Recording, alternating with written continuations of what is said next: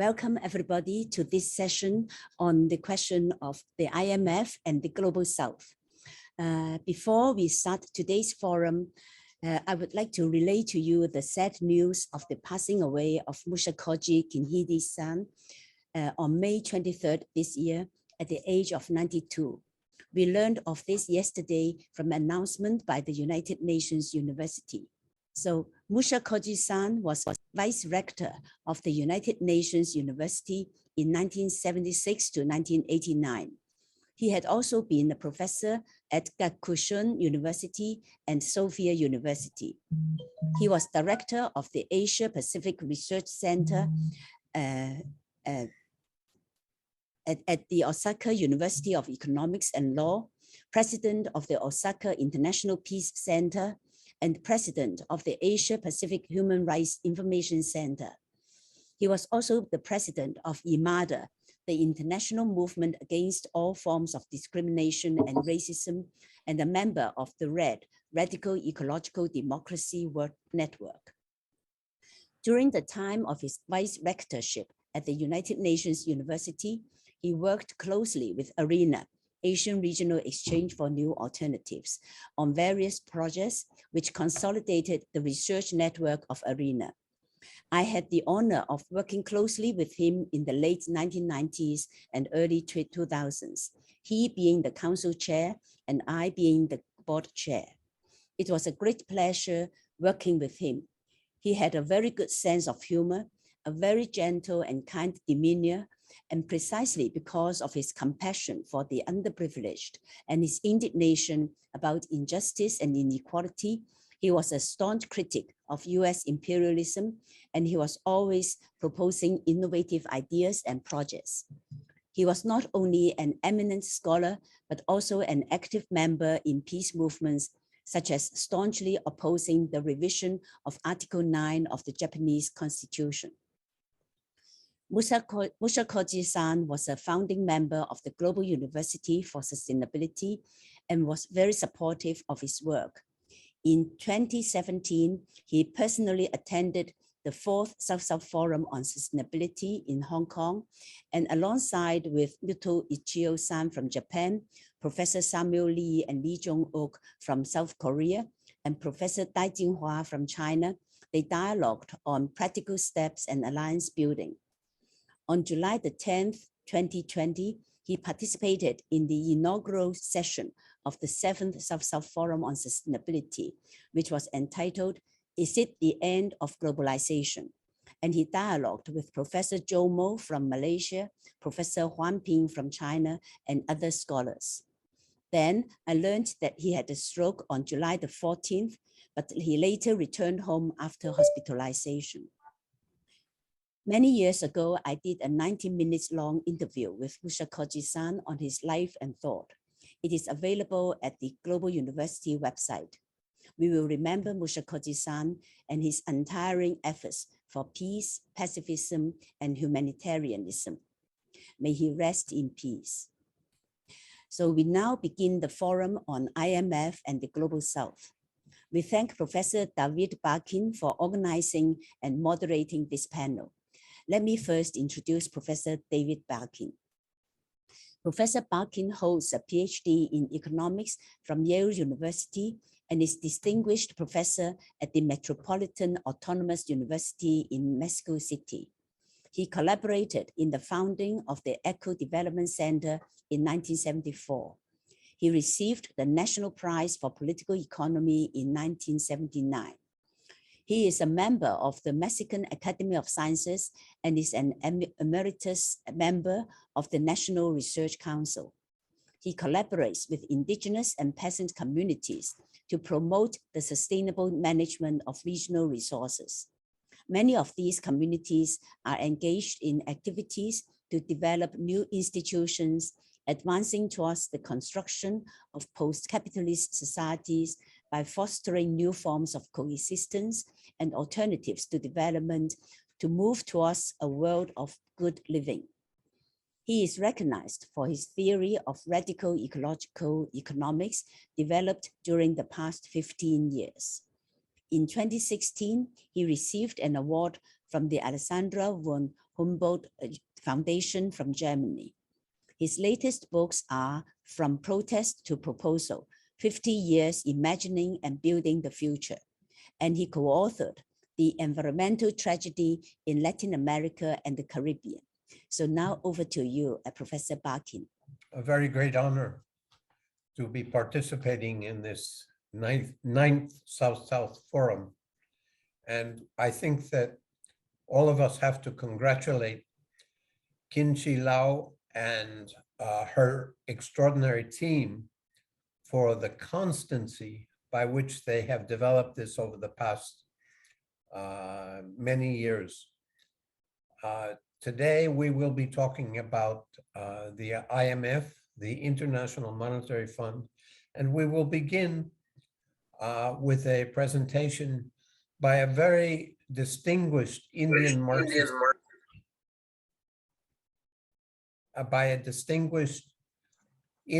Marxist, economist and political commentator.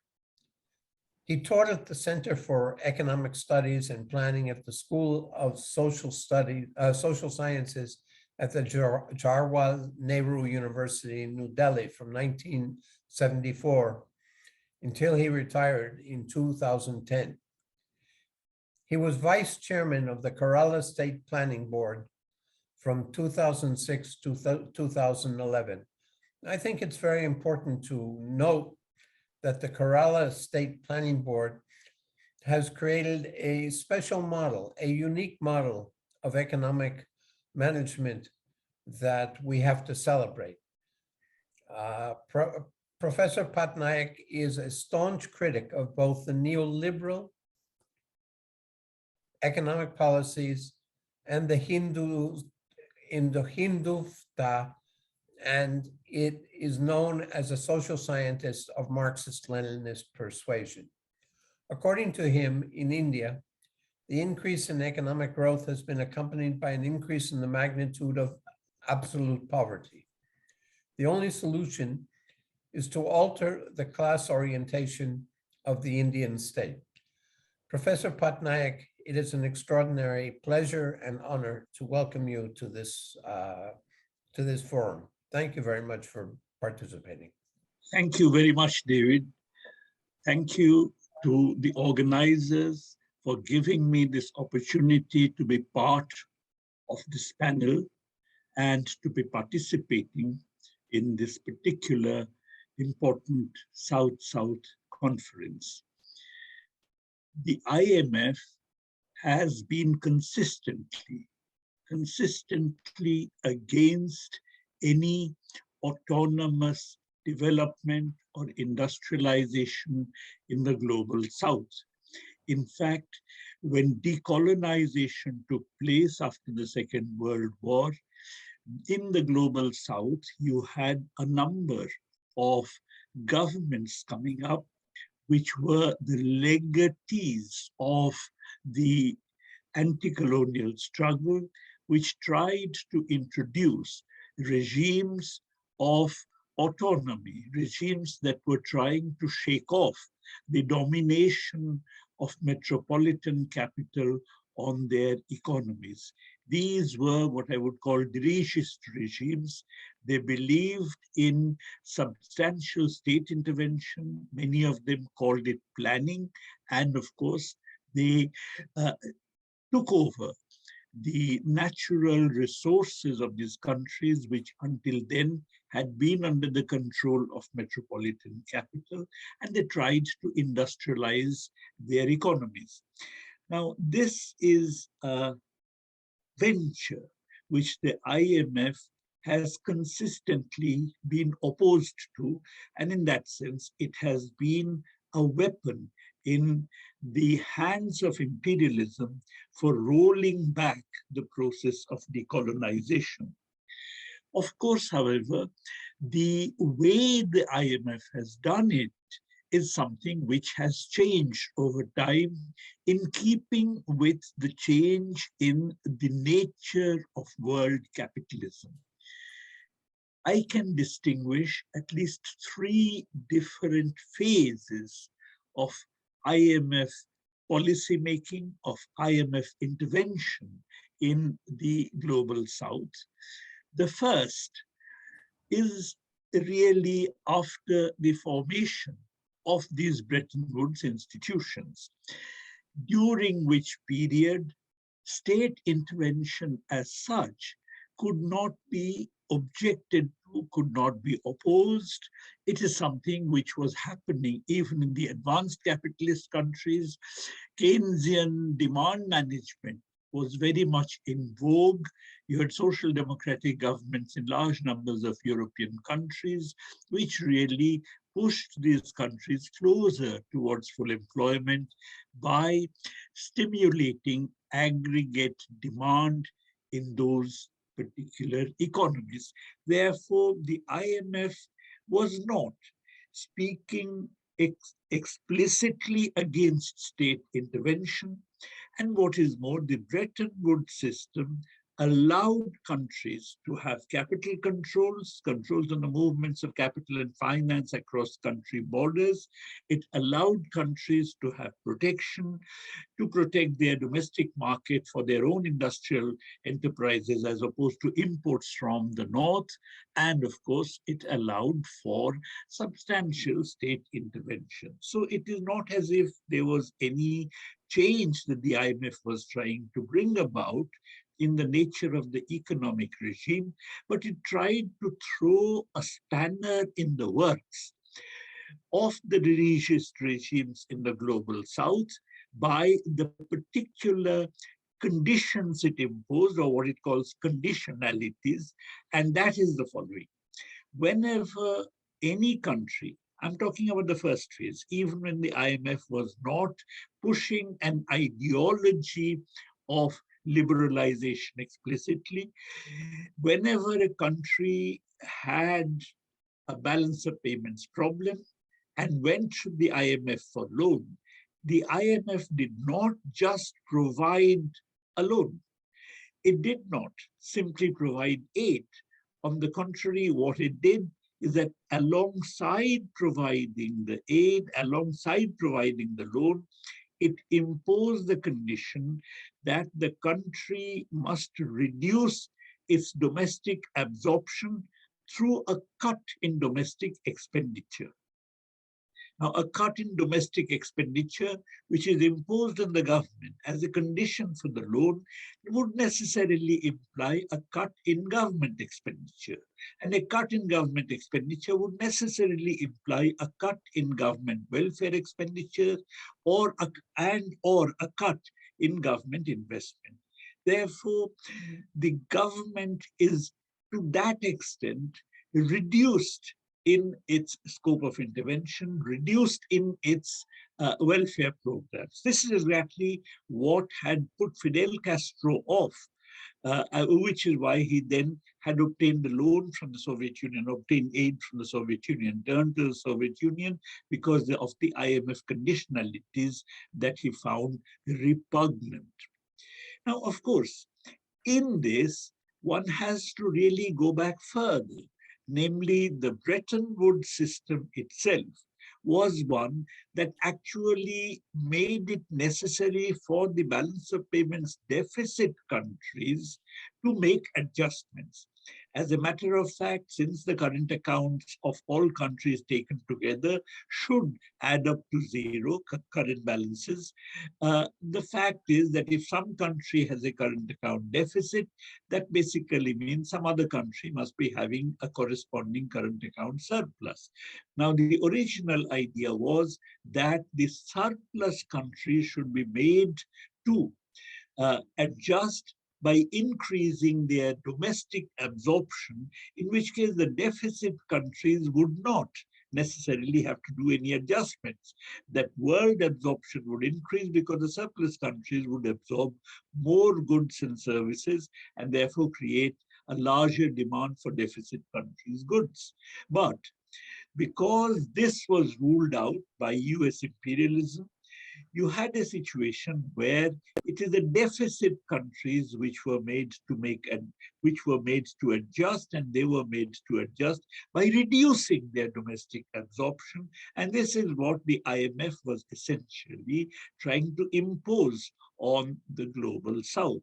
Now, this therefore basically meant that the IMF was pursuing the US imperialist agenda, but it was doing so in a manner that did not immediately explicitly ask for a change in the nature of the regime, but within that regime, it tried to throw a spanner in the works by making this particular dirigist regime that much more dysfunctional because it could not carry out the expenditures that it would normally have liked to have done. Now, whenever a country goes to some other country for aid, or whenever it gets a loan from somebody, then the only condition that is normally imposed is that you pay back the loan after a certain period of time, but not so the IMF.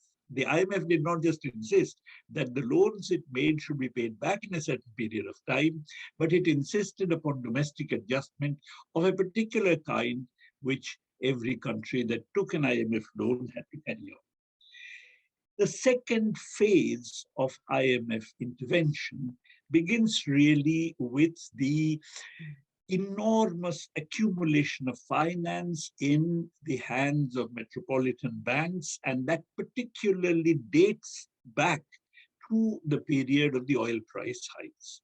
You know, the OPEC price hikes basically meant that the OPEC countries got huge amounts of money because of these hikes, and this money was deposited in metropolitan banks, and these banks then wanted to go all over the world investing this money. They even did what is called loan pushing. They would push loans to the global south and so on, and therefore you actually had a globalization of finance. Now, if a bank was going to give a loan to some country, let's say it gives a loan to India or it gives a loan to Tunisia or whatever, in that case, the bank or generally institutions of global finance were not going to verify each and every country's bona fides.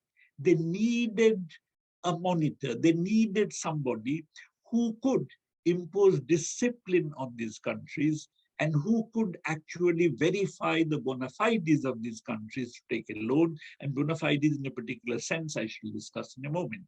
And this, the IMF played the role of doing. The IMF, in other words, became, as it were, a gendarme of international finance capital. International finance capital would easily move into those countries which were under the IMF discipline. And therefore, even though the IMF itself made very little financial investments, it didn't have that much money.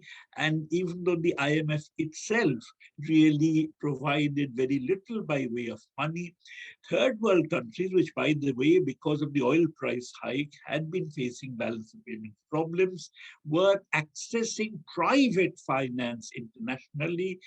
The IMF came into those countries as a way of obtaining private finance. It will be typically some IMF funds, small amount, but the fact that the country was under IMF conditionality is what made it easy for international finance to flow into that country. Now here, the IMF moved from what in the first phase could just be called stabilization. It was called stabilization by the IMF, namely that you reduce domestic absorption if you took an IMF loan, to what came to be known as structural adjustment.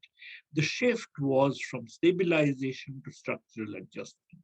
And structural adjustment basically meant, firstly, that the country had to reduce the level of protection. It had to move towards relatively freer trade. It had to move towards relatively free flows of capital into and outside of the country, cross-border flows, especially of finance. And it had to also roll back the level of intervention of the state. In fact, the state had to privatize a large number of enterprises. But beyond these immediate economic policy measures, there was something more that actually happened in this period. If you have a nation state, and the nation state is facing international finance, that means globalized finance, then the nation state willy-nilly has to pursue policies which are desired by globalized finance. Otherwise, finance would flow elsewhere, creating a financial crisis inside the nation. Therefore, the process of the country becoming a part of this vortex of globalized financial flows essentially meant that there was a subversion of the autonomy of the state in the global south. Looking at it differently, generally it is considered that with democratically elected governments and so on is the sovereignty of the people that is being asserted. As a matter of fact, the sovereignty of the people was replaced by the sovereignty of globalized finance. No matter whom you elected, no matter which government came to power, basically that government, as long as the country remains within this vortex of financial flows, has to do what globalized finance wants it to do. Therefore, government policies became essentially policies dictated by globalized finance. And that was as a subversion of the sovereignty of the country and a subversion of the autonomy of that country's particular state. Now, this is what the regime that was ushered in from the 70s, particularly in the global south, started. This was the specific nature of the regime, and the IMF played the role of a midwife for the coming into being of that regime, and I said also as a gendarme for ensuring that no country stepped out of line, that globalized finance could rest easy and move into countries because they were under the IMF's discipline. Now, it is this phase in which basically industrialization in the South or development in the South was something which was no longer to be initiated by the state, as had been the case under the dirigist regime. But this is something which could only be at the mercy of international capital, at the mercy of multinational corporations. If they wish to invest in your country, well, okay, your investment went up, enterprises came into being. But if they didn't wish to invest in your country, in that case, you remained without investment, without enterprises and so on. Therefore, your development became conditional exactly as in the colonial period on the mercy of metropolitan capital, as opposed to being determined by or shaped by the interventions of the nation state in the global south. And of course, the second feature which everybody is aware of is the fact that it introduced massive inequalities in these societies. Obviously, if capital had to be enticed into the country, if capital had to be invited into the country, it had all countries to choose from. Therefore, if capital had to be invited into a particular country in the global south, in that case, you had to tax concessions. You had to ensure that this particular country was a very good host country. And that being the case, your ability to tax the rich, your ability to tax capital in order to provide subsidies, in order to provide transfer payments to the working people was considerably impaired. And consequently, the state also had to squeeze the working people through indirect taxes in order to raise the resources for whatever minimum expenditures it continued to make. Therefore, you had in this period, and what is more, of course, all state support for petty production, including for peasant agriculture, was whittled down, because of which peasant agriculture tended to languish, and most countries in the global south were countries with substantial peasant agriculture, and where peasant agriculture languished and corporate agriculture took over, then the peasantry was left jobless, and therefore you had an increase in absolute poverty that was referred to by David in his introduction. I know of many countries, but particularly I'm aware of the Indian situation, because in India, the period in which there have been these neoliberal policies under the aegis of the domination of globalized finance capital, we have had, in general, a supposed acceleration in the rate of GDP growth. People talk about India as an emerging economy. Almost 8% rate of growth annually in the GDP prior to the kind of, slowing down because of COVID-19 and so on. But on the whole, between, let's say, 1991, when neoliberalism was introduced into India, and the kind of, coronavirus crisis, you had approximately an annual rate of growth of GDP, which was, if not 8%, just marginally lower than that. This was a doubling of the rate of growth that had been witnessed in the earlier period. But at the same time, during exactly roughly that period, the proportion of the population which could not access a minimum level of calorie intake daily actually increased substantially. In 1993-94, the proportion of the rural population which could not access what is considered a minimum calorie intake for defining poverty, that is 2,200 calories per person per day, it increased from 58% in 1993-4 to 68% in 2011-12.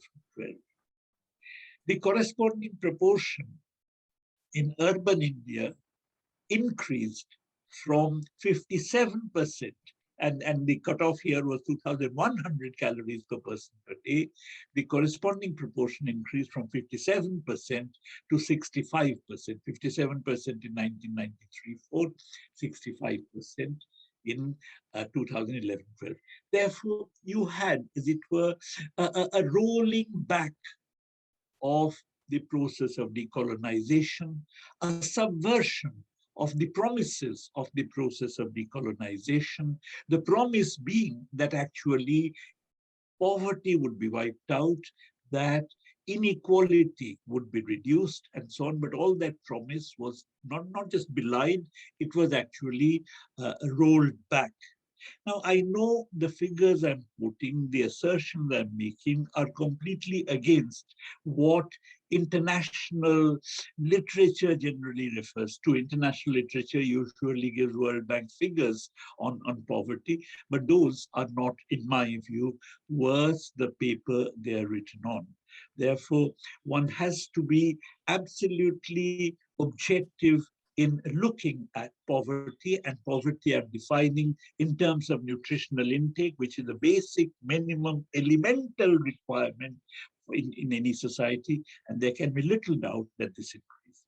Therefore, this was a phase in which IMF moved from stabilization to structural adjustment, and of course, along with that move, you also had this whole neoliberal economic policies being pursued. In fact, the IMF was in the forefront of advising countries to pursue these policies, imposing conditionalities for these policies to be pursued, cutting back on public expenditure, cutting back on public welfare expenditure, and cutting back on support to peasant agriculture, cutting back on imports, cutting back on support to the petty production sector domestically. And so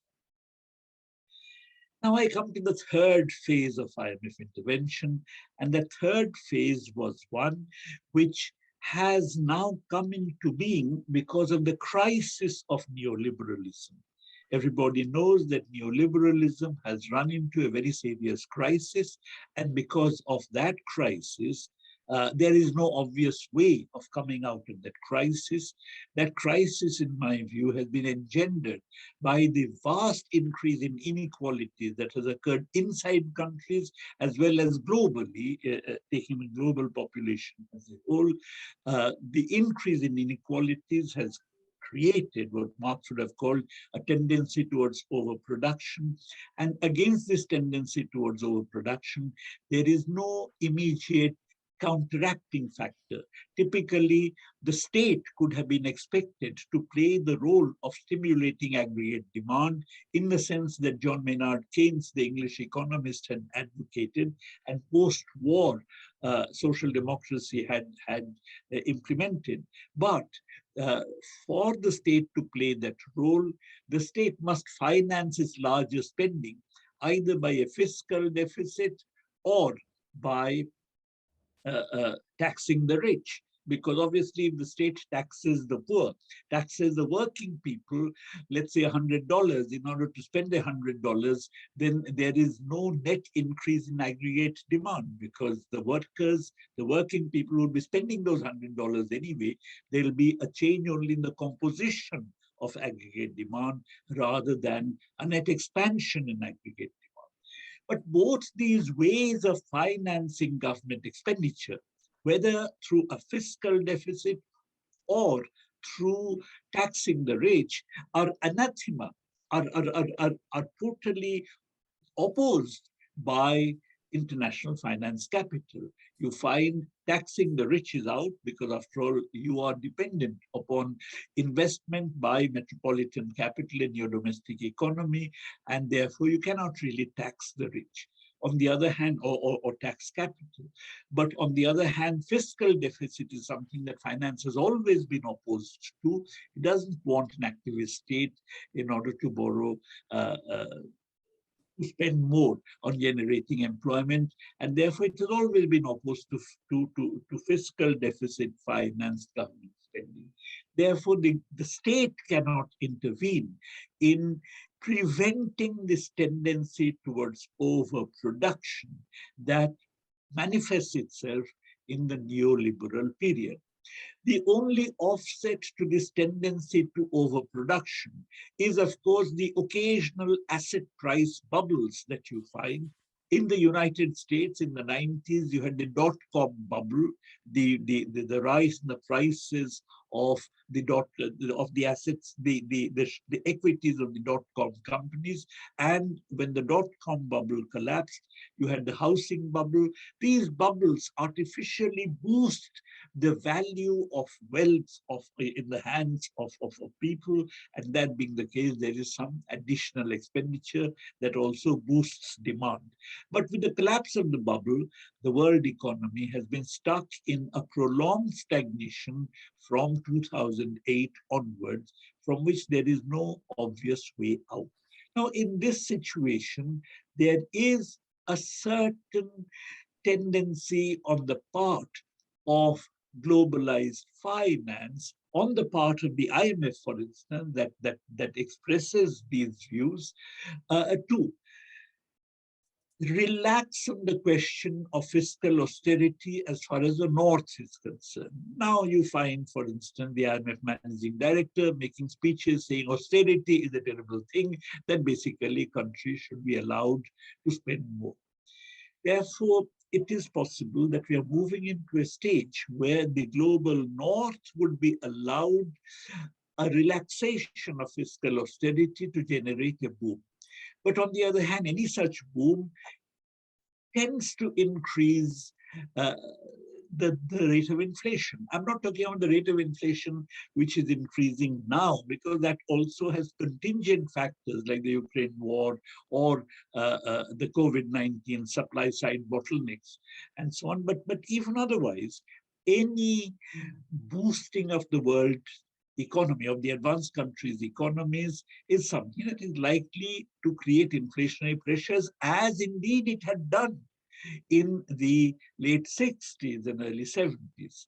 And therefore, in order to prevent that, the IMF is insisting on austerity in the third world. Oxfam made a study according to which the IMF, in the case of many third world countries which are indebted and when the loans are to be rolled over, is insisting upon austerity. Therefore, you have a contradictory policy being pursued by the IMF, where the North is being allowed to relax its austerity stance, but the South is being further squeezed through austerity.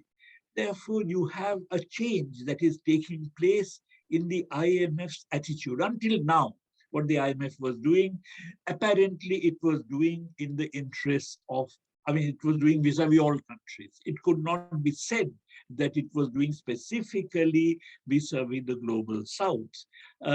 Even though it was directed effectively against the global South, it never actually said that it has any double standards. But now we are moving into a situation where there'll be double standards, where the IMF is going to now insist upon austerity in the global South, so that there are no inflationary pressures, no pressures on the world's scarce resources when the global North tries to come out of the current stagnation and recession and crisis of overproduction.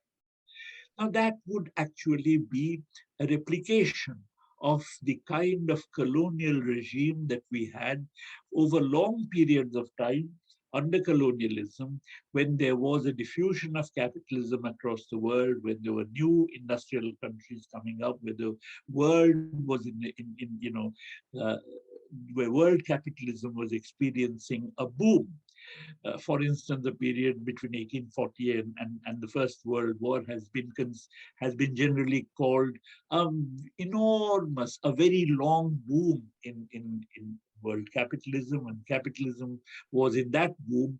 In countries of the South, you actually had an enormous squeeze of the peasantry.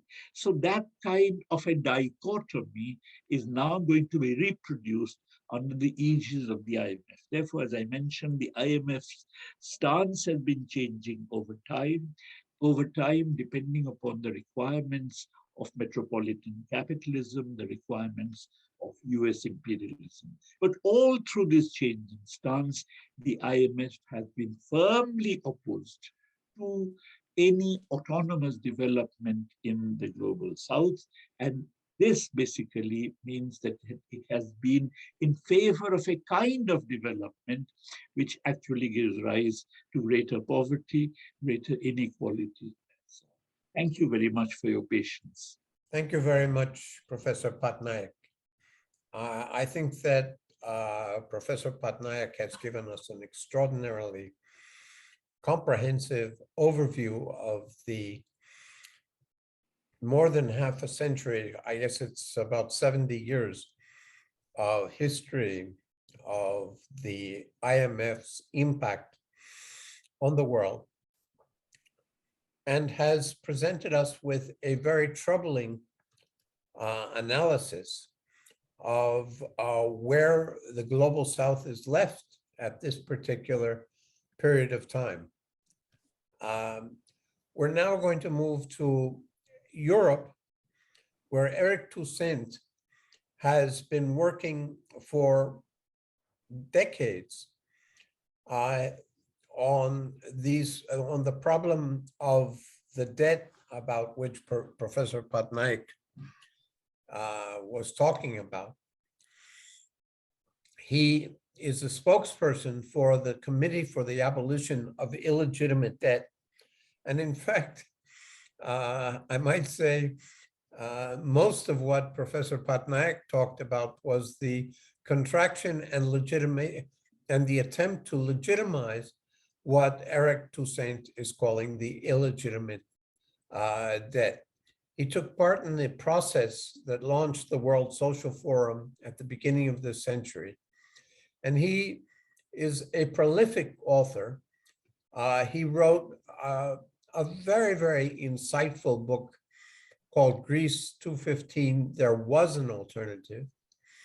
And then he has written a whole series of other books, and I highly recommend for anyone who wants to go into the history of what we're talking about, the debt system, a history of the sovereign debts and their repudiation, which was published in 2019, and Bankocracy. Then he has extraordinary reference works, Debt, the IMF and the World Bank, 60 questions, 60 answers, published by Month Review, and a critical primer published even earlier in London by Pluto Press. He has taken part in producing 2 manuals for citizens audits, and he has offered us an extraordinary history of the way in which you combine scholarship and activism. Eric, the floor is yours. Thank you very much. Thank you to the organizer. I will speak in Spanish, so if people need to switch for the translation from Spanish to Chinese or to English, please do it. So, quisiera empezar con I would like to start by looking into what happened before the creation of the IMF and the World Bank. During the 19th century and up until the Second World War, there was a succession of hard conflicts between nations and creditors about the issue of debt, of sovereign debt. And there were a series of countries that rejected and repudiated their debt. Mexico repudiated its debt several times between mid-19th century and the beginning of the 20th century. Other Latin American countries like Costa Rica, the United States also repudiated its debt. The Soviets also repudiated their debt, the debts contracted during the Tsarist government. They did it in February 1918, and also debt taken on by the transition government, which continued with the war in 1917. So there was a lot of this, and from the point of view of imperialism, there was a lack of instruments to discipline countries. So this is one of the reasons by which during the Second World War, when conversations began between the Roosevelt administration that were led by the US and the British government that had still held the largest empire at that time on the global level, on the global scale, when there was negotiation between Keynes, who represented Great Britain, and the Roosevelt administration, came the idea of creating a World Bank on the one hand and an International Monetary Fund on the other. So there were several reasons behind this. One of the reasons was to create 2 multilateral organizations that integrated different independent countries from Latin America or newly independent countries, because we were going into also independence with countries like India, Pakistan in 47, Sri Lanka in 48, etc. So to have multilateral organizations that integrated countries that were previously independent or newly independent in the global south, so as to have a legitimacy to defend the imperial interests, the interests of big capital, and in a way to regulate certain exchanges. And for example, capital flows like Prabhat just explained. So now going back to the 19th century and 2 years prior to Second World War, there was nothing at the time. There was nothing multilateral at that time. What was done was using armed force, military force, invasion, or the occupation of a territory of a country that wanted maybe to discontinue payment of debt. So on the one hand, there was debt repudiation, unilateral debt repudiation. There were conflicts with military intervention. The United States intervened in several Latin American countries. It occupied several Latin American countries. Great Britain transformed Egypt in 1882 into a British colony with the pretext of recovering debt that Egypt had and had suspended payment of. France conquered Tunisia in 1881 under the pretext also of recovering debt or getting debt back. So after World War II, the IMF and the World Bank are founded. Of course, that also within the drivers, it was not only about disciplining, there was not only a disciplinarian intention at the level of the IMF, and this was mentioned by Prabhat, I believe, just now. There was a concern about regulating capital flows. The American administration did not trust any longer the capacity or the ability of financial markets to achieve stable economic development. This had been shown during the 30s, and now it was about establishing an order in the capital movements or capital flows. Even when the IMF was founded, it was said that the IMF needed to recommend to the countries that had commercial surplus, they had to reduce it and compensate their commercial or trade surplus, helping countries who had commercial deficit with helping through capital flows. This was rapidly abandoned, but this was the initial idea.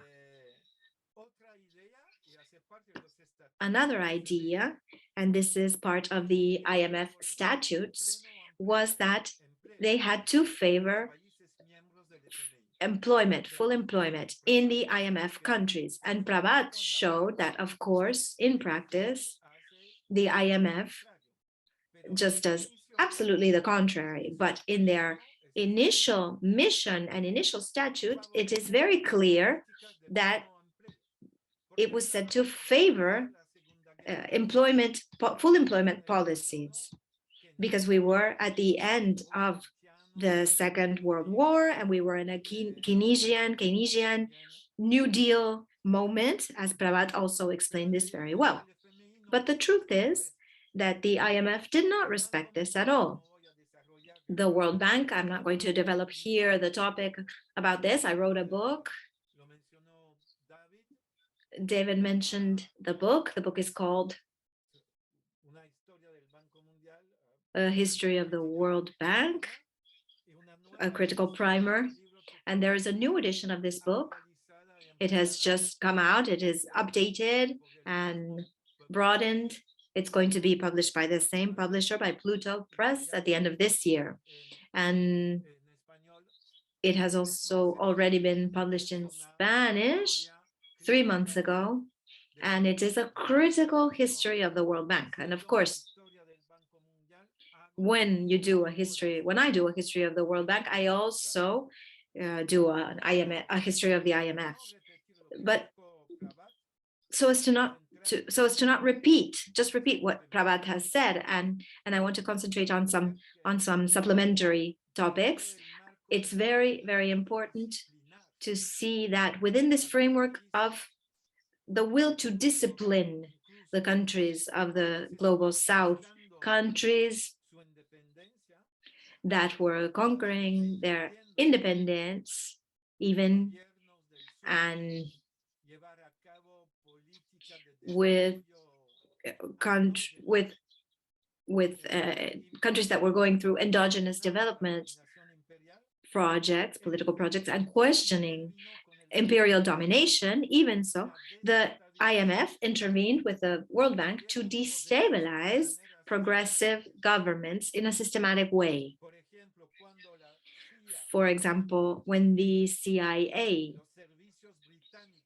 and the British intelligence services organized or supported a coup with Mossadegh, the Iranian prime minister, in 1953, when he wanted to nationalize oil, the IMF and the World Bank immediately supported the coup d'etat and the new regime, the new Shah regime.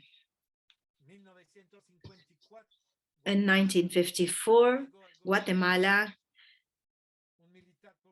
there was a progressive military government that was democratically elected, Jacobo Arbenz, who wanted to expropriate large landowning American companies and nationalize other natural resources as well. And the CIA, along with the support from the IMF and the World Bank, they deposed Jacobo Arbenz, and the military who followed were supported, immediately recognized by the IMF. Argentina, well, our third panelist today is going to talk about Argentina, and I will touch on the subject in several moments. But continuing with this chronology, the nationalist progressive regime of Juan Domingo Perón in Argentina had denied Argentina from entering the IMF, and he denounced the IMF, and there was a coup organized in 1955 to depose Perón, and immediately the military dictatorship decided to adhere to the IMF, contradicting the orientation that the country had took until then, that Argentina until that time had a quite autonomous economic development with a true industrialization process. Brazil in 1964, military coup against a progressive government of João Goulart that was supported immediately by the IMF and the World Bank. Indonesia, 1965. The government of Sukarno, which was a progressive government that led the non-aligned movement that had summoned to the Bandung conference with China, with India, with Egypt, with Yugoslavia, and with African governments. the nationalist leader from Indonesia, Sukarno, decided to exit the IMF and the World Bank and nationalize companies, businesses, and he was deposed with a massacre of 500,000 civilian people accused of being members of the Communist Party of Indonesia. And the military dictatorship of Suharto, which continued in power until 98, received the support of the IMF immediately. I'm going to finish with two examples. This list, I could go on and on until today. IMF is supporting the military dictatorship of Mariscal Sisi in Egypt, for example. But let's take the example of Chile. The IMF and the World Bank decided to boycott Salvador Allende, head of the Chilean government, the socialist Chilean government. And when Pinochet organized the coup in 1973, immediately the IMF and the World Bank supported him. The same thing with Argentina in March 1976 and the coup d'etat then. And I mentioned these two examples because it was from this moment on that, under the support and patronage of the IMF, the World Bank, and other organizations, the neoliberal model, authoritarian neoliberal model, was installed. The Milton Friedman from the US and his counselors, his advisors, came to implement the neoliberal model that was extended, or that extended north with the election of Margaret Thatcher in 1979 in the UK, and with Reagan in 1980. And we have entered the neoliberal era with the participation, the very active participation of the IMF and the World Bank. I'm going to make a pause now, in order to go back to what happened before the 70s and the 80s.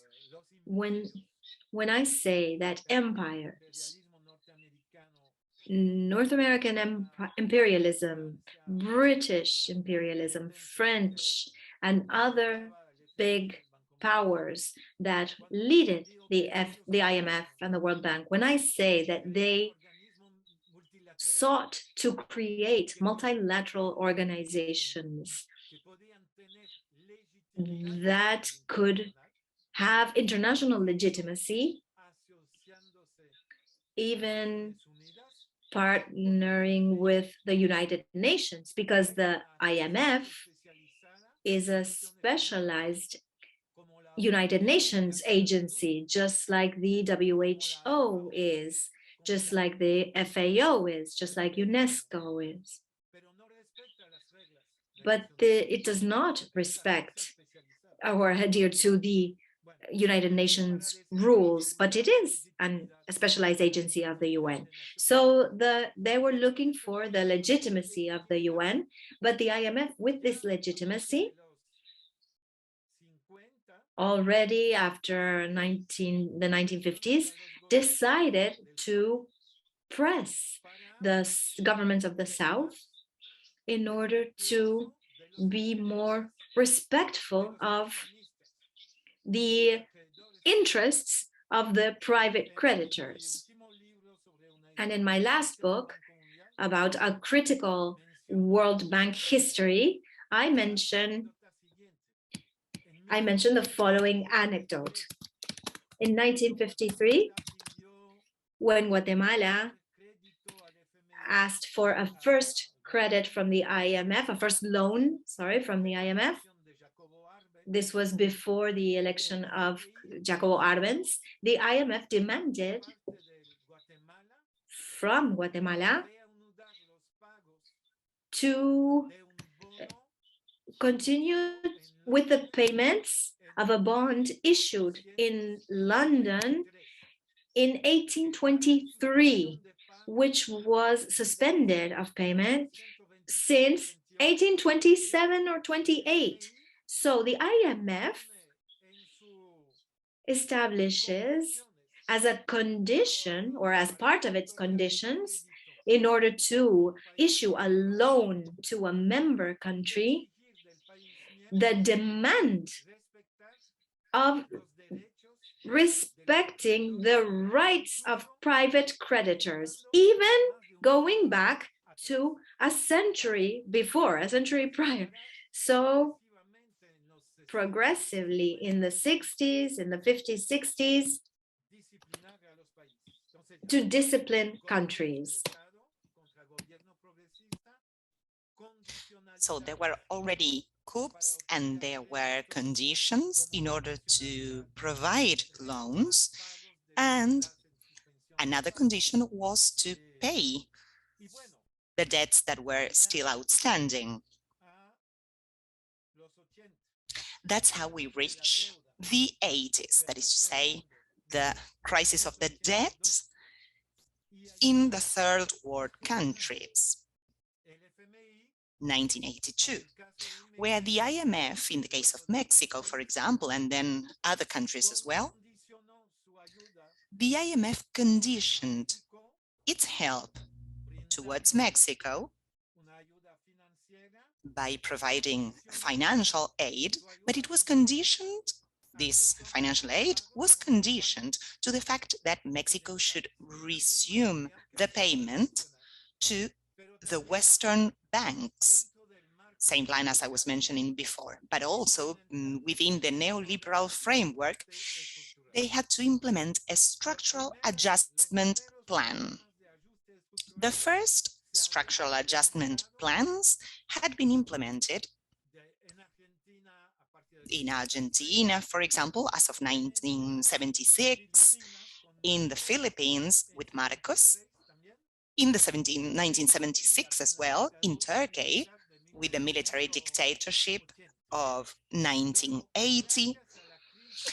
Anyway, thanks to the crisis of the debts of 1982 that were caused by the large increase of the interest rate because of a unilateral decision of the Fed, of the Federal Reserve of the US, which increased the interest rates up to 18% of interest rate.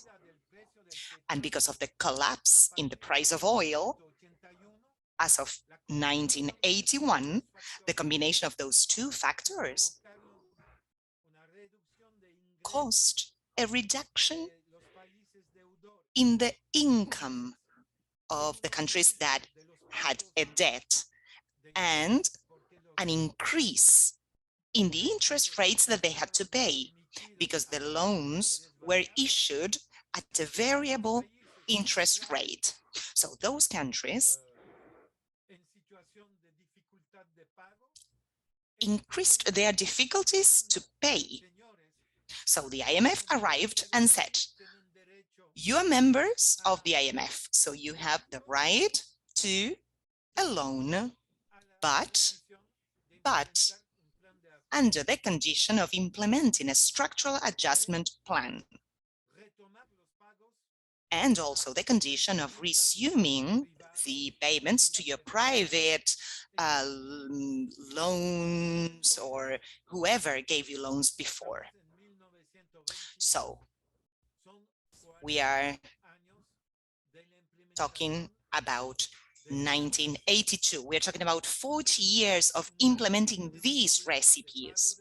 So if a country is at a default or has any problems paying back their debts, they go to the IMF, such as Argentina did in 2018 with President Macri, and the IMF will condition that loan, will set conditions based on structural measures of several kinds. And Prabhat has also mentioned, he already mentioned the reforms of the work market, reform of different codes, for example, investment codes, a reform of the pensions plan, greater openness for external trade, not any more subsidies for oil, etc., etc. Many other examples.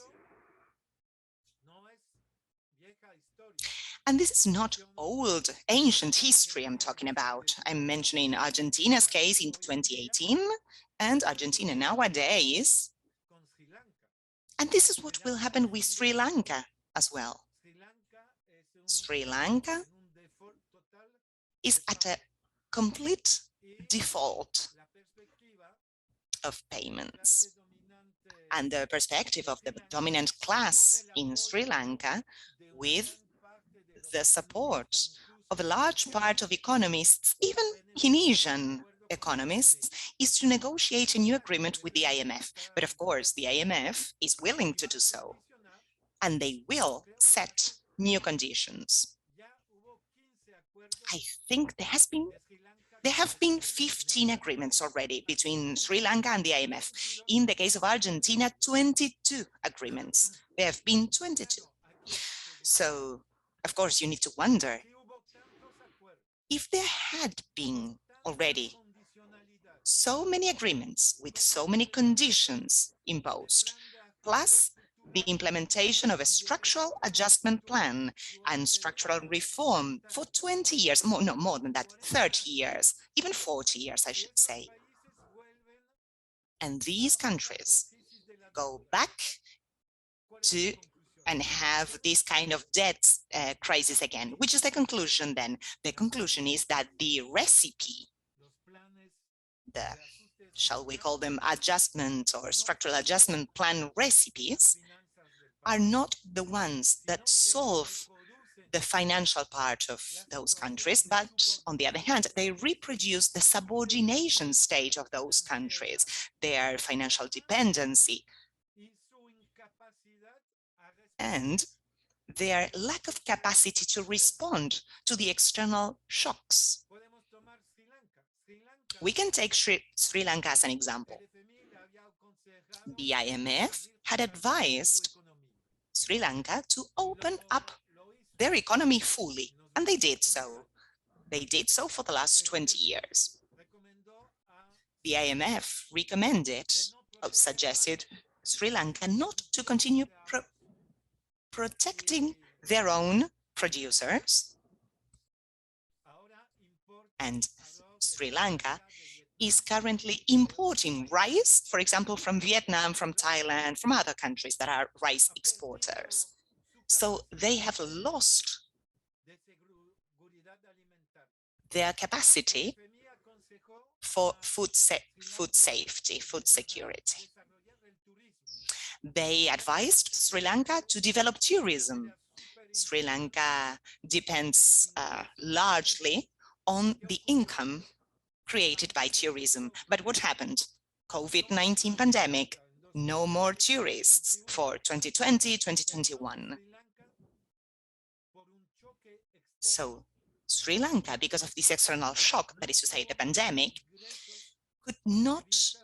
did not have any foreign money coming in from the tourists. And now, because of the rise in oil prices and because of the rise in cereal prices, Sri Lanka does not have the currency, the money to buy fuel and to feed its own population. All of this is the result of the neoliberal model. So the point here is that if Sri Lanka goes back, resorts to the IMF again, they will be going back to the implementation of the same model that caused the crisis that they are currently experiencing. Same thing happens with Argentina, but of course, we are going to talk more about that when we give the floor to the following speaker. So I want to mention the active participation of the IMF for the restoration of capitalism in the URSS and in the Eastern European countries, that is to say, the former Yugoslavian countries.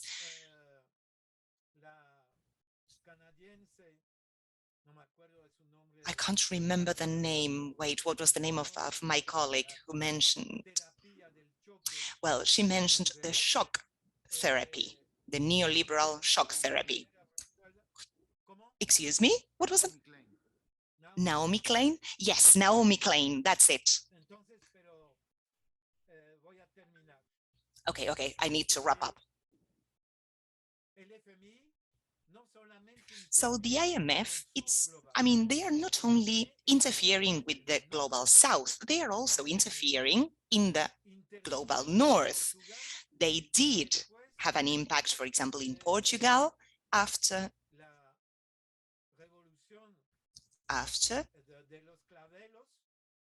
the Clavelos revolution, I'm talking back in 1974, forcing Portugal to implement an adjustment plan. And the IMF also intervened in Ireland in 2008, in Portugal in 2008 again, in Cyprus in 2013, and of course in Greece in 2010,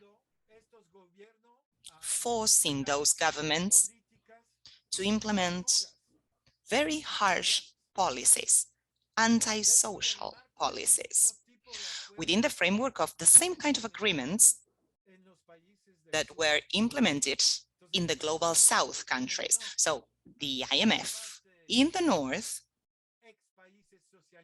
in the former socialist countries, did so. And then, or not then, at the same time as well, in the northern countries, in the European countries, but the weakest ones, because they wouldn't do so with Germany or with France, but they did so with Portugal, Ireland, Greece, Cyprus, etc. So it is important to say so, to mention this. Just two more points. The IMF is a completely anti-democratic organization. There are 189 member countries, most of which, they are almost all the countries in the world. Okay, Northern Korea, Cuba, and one more that I can't remember. They are not members, but all the rest, they are. So there is a complete inequality in the vote rights. The US has 16.5% of the vote, no, a bit more than that. China has 6%. South Asia, that is to say India and the group, 3% of the voting power. The US has the right to veto, because if there is any important decision that implies an 85% majority, and the US has more than 16.5%. So we could imagine an agreement among 188 countries of the IMF. And then you have the US that does not agree with this consensus. The US has the capacity to block any decision because they have 16.5% of the power and the majority is 85. The director of the IMF has always been a European, of the World Bank, always an American, appointed by the president of the US. However, I would say that the US acknowledges the right that Europe has of having their own director, but they have the second most important person there to control the European leader. So just to wrap up.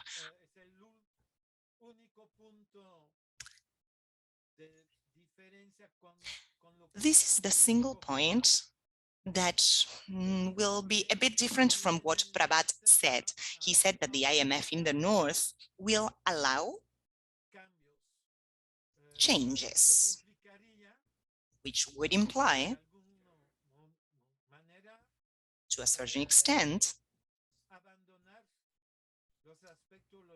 that they have to leave the most radical aspects of the neoliberal style, to leave them behind. I don't think that will be the case. I think the IMF is there for the weakest European countries. And by these, I mean Greece, well, the same countries that I just mentioned, and among others. And with the northern governments, they are saying that they have to implement the neoliberal reforms, again, the ones that have not been implemented yet in those countries. And for example, the age at which people can retire, that's a key issue in Europe for the next reforms.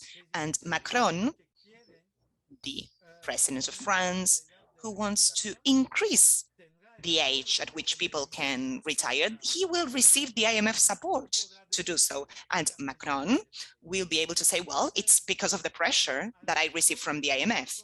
So relaxation in terms of austerity measures or budget measures, yes. But, you know, Prabhat, we are actually entering the new era of austerity that will be implemented in Europe as well.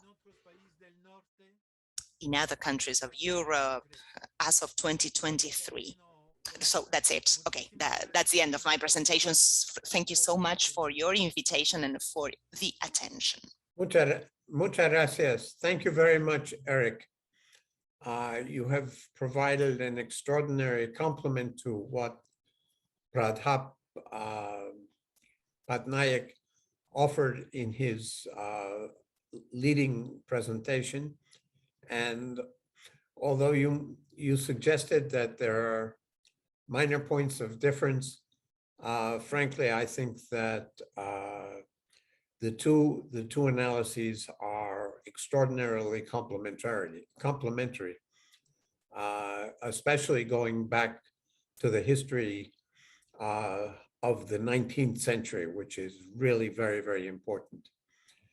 Now we're going to turn to a different kind of problem.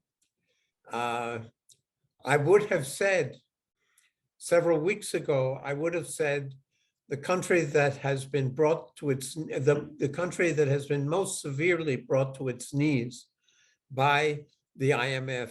But I think that Sri Lanka perhaps will win the prize in the coming weeks of a way in which the IMF will effectively try to destroy a people in a country in the name of international capital. Today we're going to have the third speaker is a friend of mine from Argentina, Juan SANTARCANGELO. One is a PhD in economics from New York, the New School University. He's an independent researcher of CONICET, which is a very, very important institution in Argentina, and chair of the Economic Development Program and full professor at the National University of Quilmes in Buenos Aires. He is also editor of the Palgrave series on Latin American heterodox economics. And I really welcome very much an appreciation by Juan of the way in which the IMF, in connivance with Argentine politicians, is trying to bring the country to its knees. Juan, the floor is yours. Thank you very much, David. It's an enormous pleasure to be here. Thanks so much for inviting me, to all the organizers, to Pinjin Lau, and also to my fellow panelists. You Prabhat and Eric. It's a real pleasure. The aim of my presentation, I'm gonna try to make it happen. Okay, the aim of my presentation is to analyze the relationship between the Argentina and the IMF and the role that the international financial institution has played throughout these years from 1956 until the present, and also to discuss its objectives and long-term effects. The structure of the presentation has three main parts. There is a brief review of the historical relationship between Argentina and the IMF, especially from 1956 until 2002, very brief. And then I'm gonna focus, and my whole presentation is basically during the last 20 years, in which we have the presidency of Nestor Kirchner, and then Cristina Fernández de Kirchner, then Macri's administration, and today we have Alberto Fernández and Cristina Fernández de Kirchner. And after that, I'm gonna draw some conclusions. Well, for those who are not familiar with the Argentinian case, from the 30s until the present, we can highlight 5 major stages of development. From 1930s until the military coup of March 24, 1976, we have a model based on industrialization by import substitution. It was very successful, that model. We have the more industrialized structure in the whole Latin America, a very organized working class. Wages were really high. It achieved almost a 50% share. And then the military coup that took power in March of 1976 imposed a new model, a new neoliberal model that lasts until 2002. That's the second stage. The military coup only lasts for 8 years, but then the democratic governments that follow were very conditioned with the previous policies and were not able to transform the economy into a different path. In 2001 and 2, we have a big crisis in Argentina, our worst crisis. And then a new presidency under Nestor Kirchner set up a new development model, which is sometimes in the Argentinian literature called as a neo-development model, in line with all the progressive governments that were happening at the beginning of the 21st century throughout the region, Lula, Evo Morales, Correa, and all the rest. And then in 2015, a new coalition under the name of Cambiemos and ruled by Macri imposed the return to the neoliberalism in the country. And in 2019, we have a new sort of neodevelopmentalism with many flaws and problems. Well, as Eric was saying, Argentina became a member of the IMF in 1956 under a rule of a military coup that took power and sent Juan Perón to the exile. And since then, Argentina is one of the countries that has most frequently restored to the funds assistance. We never learn, still. And although the agreements are usually designed for exceptional cases or situations, in our case, it has been almost the rule, always. Just to give you an idea, between 1956 and 2006, the country signed 18 standby agreements, 2 extended facility agreements, 1992 and 1998, and 1 supplemental reserve facilities in 2001. And we also have 8 agreements with more lax conditions, 7 compensation for export fluctuations during the 70s and 80s, and also 1 oil financial service agreement in 1975. And we also have a new agreement in 2018, which gives the 22 number that Eric was saying previously. During this period, only 2 presidents really opposed the IMF. One was Perón, which in his first 2 presidencies, he opposed the country joining the fund. And in his 3rd presidency between 1973 and 74, he canceled the total debt to remove the interference in domestic matters. And also Nestor Kirchner also canceled the total debt with the institution in 2006, following the same path that Brazil, for instance, did with Lula during the same year. Since then, the fund has played a key role in the implementation of the neoliberal policies reforms in the countries, especially during the 90s and today. We have a very huge problem today that we're going to enter. In this graph, we can see the general evolution of 3 variables of GDP, total external debt, which is the red line, and capital flight, which is the blue line, and GDP is the black line. From 1975 to 2001. This is the whole neoliberal period between the military coup and the major crisis of the country. And we can see that GDP almost stagnate until the beginning of the 90s, and then increase during Menem's administration significantly, but it was a jobless growth fashion, and then also decline in the last years of the 90s. Also, during this whole period, the IMF promote and the country approve and all the application of the Washington consensus policies. And we can see an enormous growth on the indebtedness and capital flight, moving almost in parallel throughout the period. This led the country to face, as I was saying previously, to its worst economic, social, and political crisis. Poverty levels were above 54%.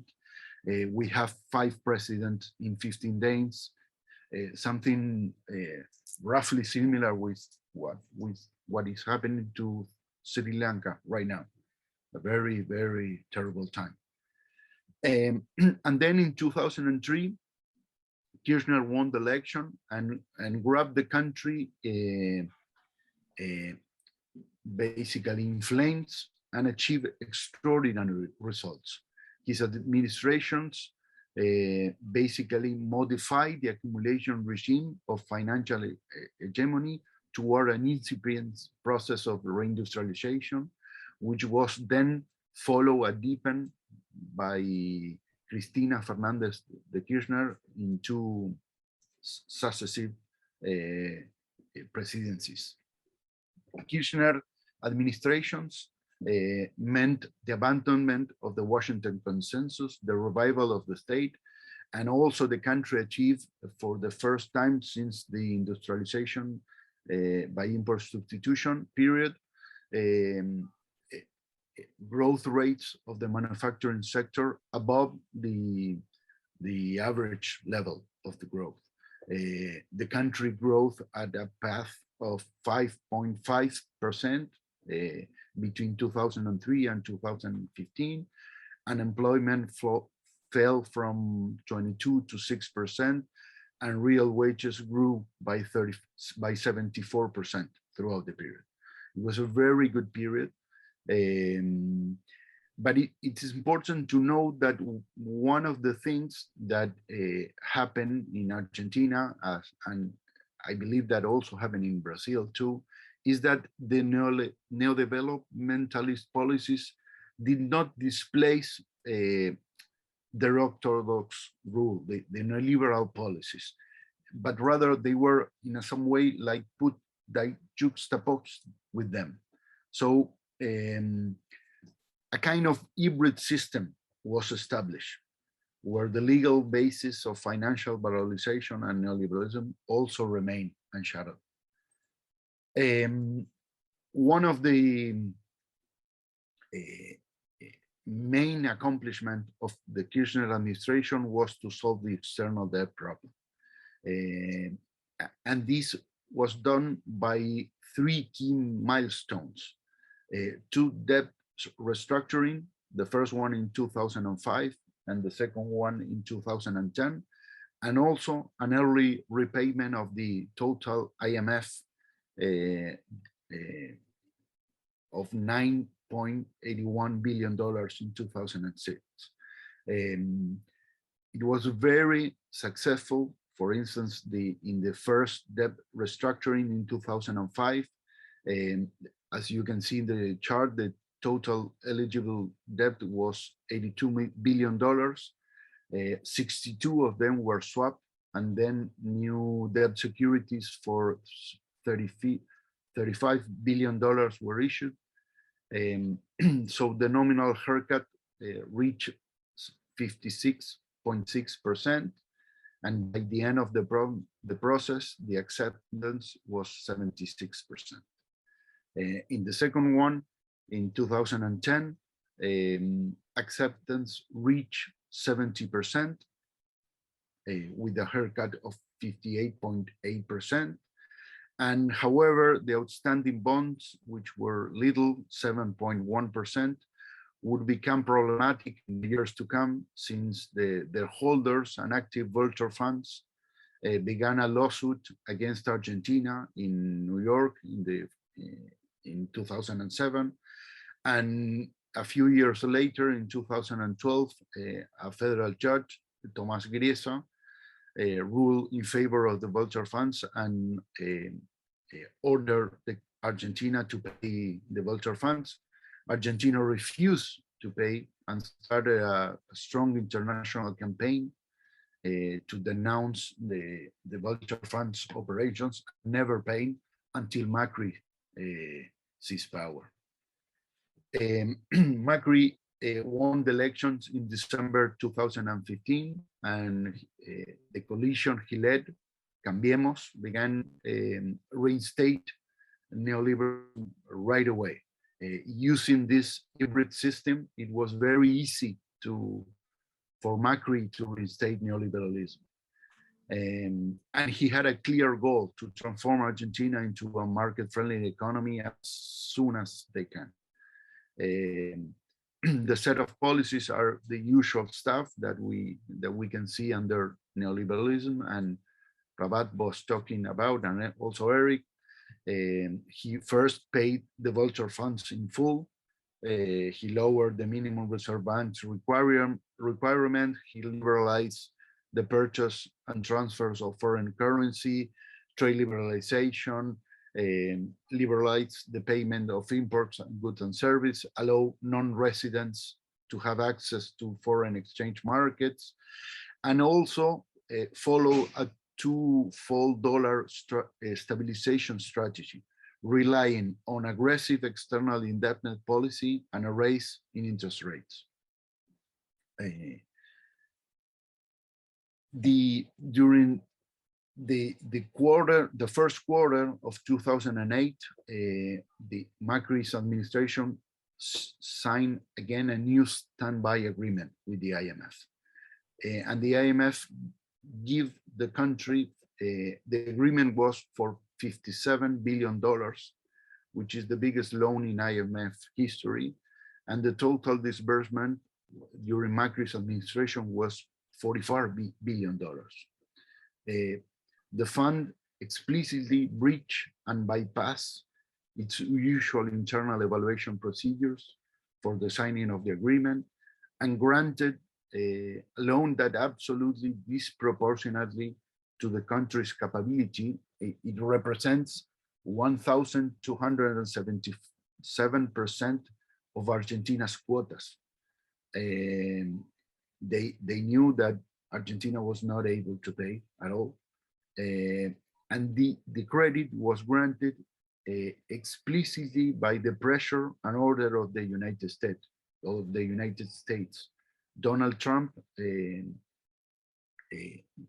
believed that Macri was an ally, a regional ally in the campaign against populist governments in Latin America. And in a context where European officials were against the agreement, the United States pushed forward for the signing of the agreement. Also in Argentina, Macri failed to comply with the country's legal requirements that were imposed during the Kirchner administration that require the approval of the congressman. And we can see in the next figure the amount of IMF disbursement to Argentina in constant dollars from 1980 to 2021. Here we have the debt crisis of the Latin America in 1980s, the end of the dictatorship in Argentina. And we can see just from looking at the figure that in 2 years, which are marked in red, Argentina received 65% of what received in the previous 30 years, almost 30 years, which is amazing. Argentina had a huge history of indebtedness. And I would like to point out two important things. One is that the use of that agreement was essentially to finance the capital flight. Here, we can see the evolution of total debt and capital flight from the last quarter of 2015 to the second quarter of 2019. And we can see that they are both almost the same amount. So every dollar that entered into the country went to capital flight during Macri's administration. And the other thing, which is a very important issue, is the maturity profile that ended up with Macri's, with Macri's administration. As we can see here, the maturity levels, for instance, in 2019, the country had to pay almost $16 billion, it's in billion dollars. This level of maturity is unpayable for a country like Argentina. We are not able to pay, growing at, I don't know, at 5-6% per year. Maybe we can pay like 15%, $15 billion or something like that at most. And this level was designed to not be able to be repaid at all. It was designed to substantially condition every other future government that tried to do something else. In 2019, Fernandez won the presidential election. He was able to do that thanks to the support of Cristina Fernandez de Kirchner, who was elected as vice president, under a new coalition that formed, that it's called Frente de Todos, who is now ruling the country. And although the new government had the possibility of declaring the debt illegal and rejecting its payment, which was something that some part of the coalition was supporting this idea, the strategy chosen by Alberto Fernandez was to denounce that Macri did, but to pay the debt, to honor and pay the debt. So the first thing that they had to do was to restructuring the debt. They started first with the debt that was addressed in foreign law. because it was thought that it would be the difficult part, and they reached an agreement on August 2020. Argentina made a debt restructuring with private investor of 99% and achieve a reduction of $30 billion, and also change the debt maturity profile a little bit, especially during the period of Alberto Fernandez's presidency. Then after solving that part, it was the time focusing on reaching a deal with the IMF. And at the beginning of this year, in March, Argentina and the IMF agreed a new extended fund facility for a period of 30 months in an amount of $31, equivalent to 45 billion, pardon, of SDR 31 billion, which is equivalent to $45 billion, which is around 1,000 of the Argentina's quota.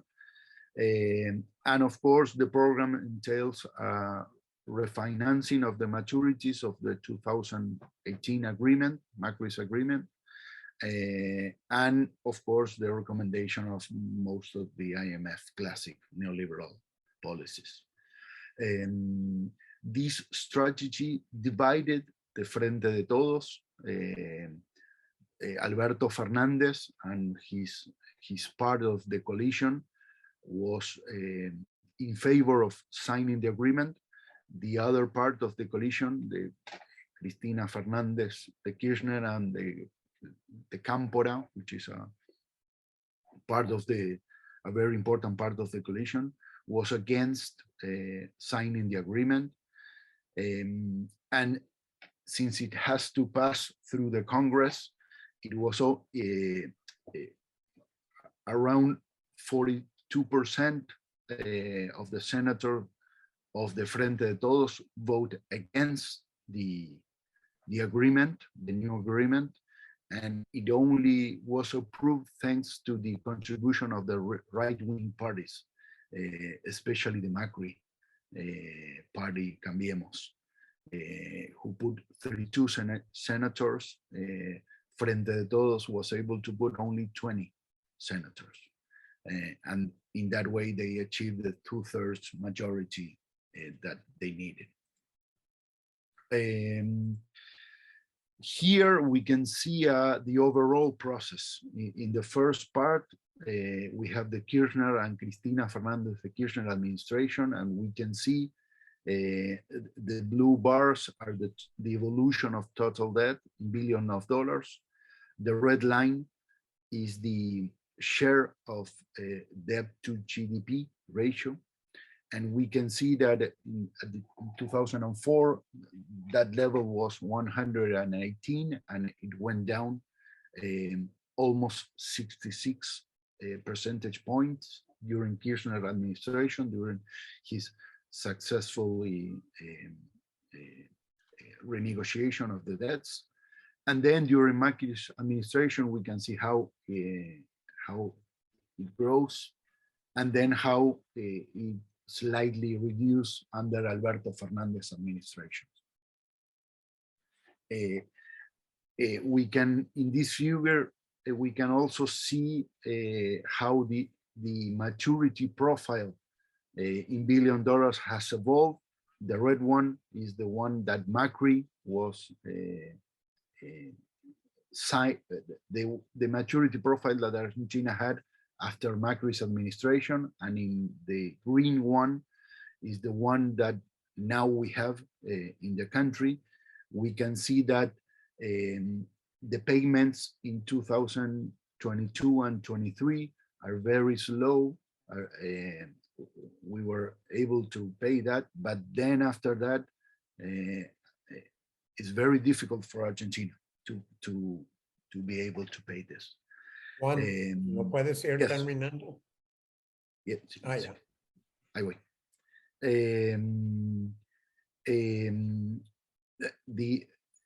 The amounts to be paid exceed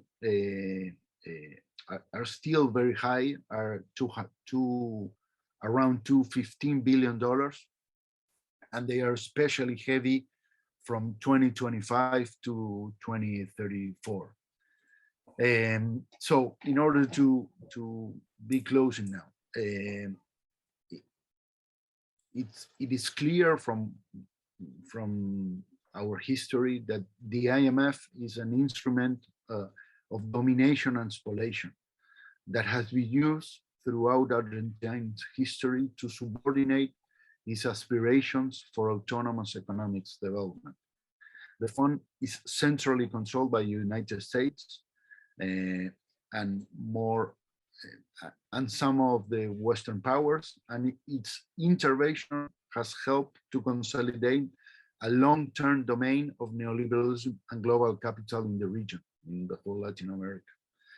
The indebtedness process carried out by the Macri's administration increased the relevance of financial capital in Argentina, but especially structurally conditioned any future non-orthodox alternative path of development.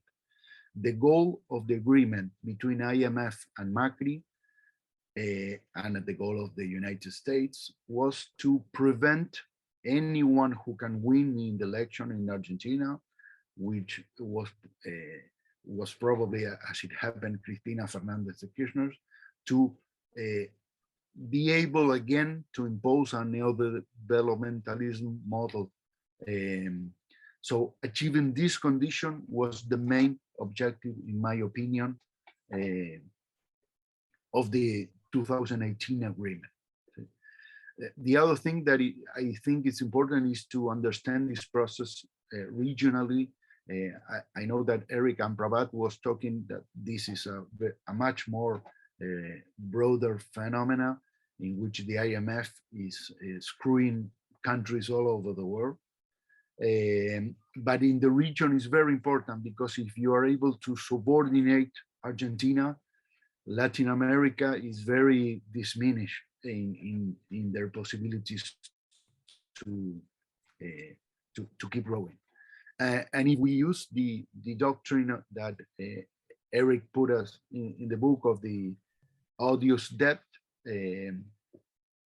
which was built by Alexander Sack, a Russian jury in 1927, a debt can be considered as odious if it presents two main conditions. First, the absence of benefit of the population, which is clear in the case of Argentina. And second, the complicity of the lenders. The creditors, the IMF in this case, knew or were in a position to know that the borrowed funds would not benefit the population. This is also the case. So I think that the debt is clearly odious in this case, in the Argentinian case. And I believe that the only chance we have is to reject the IMF agreement, the 2018, and also this administration agreement.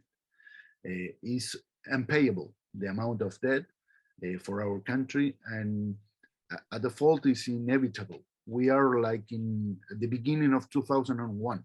It's only a matter of time. The IMF has never favored development and has only brought us misery and poverty.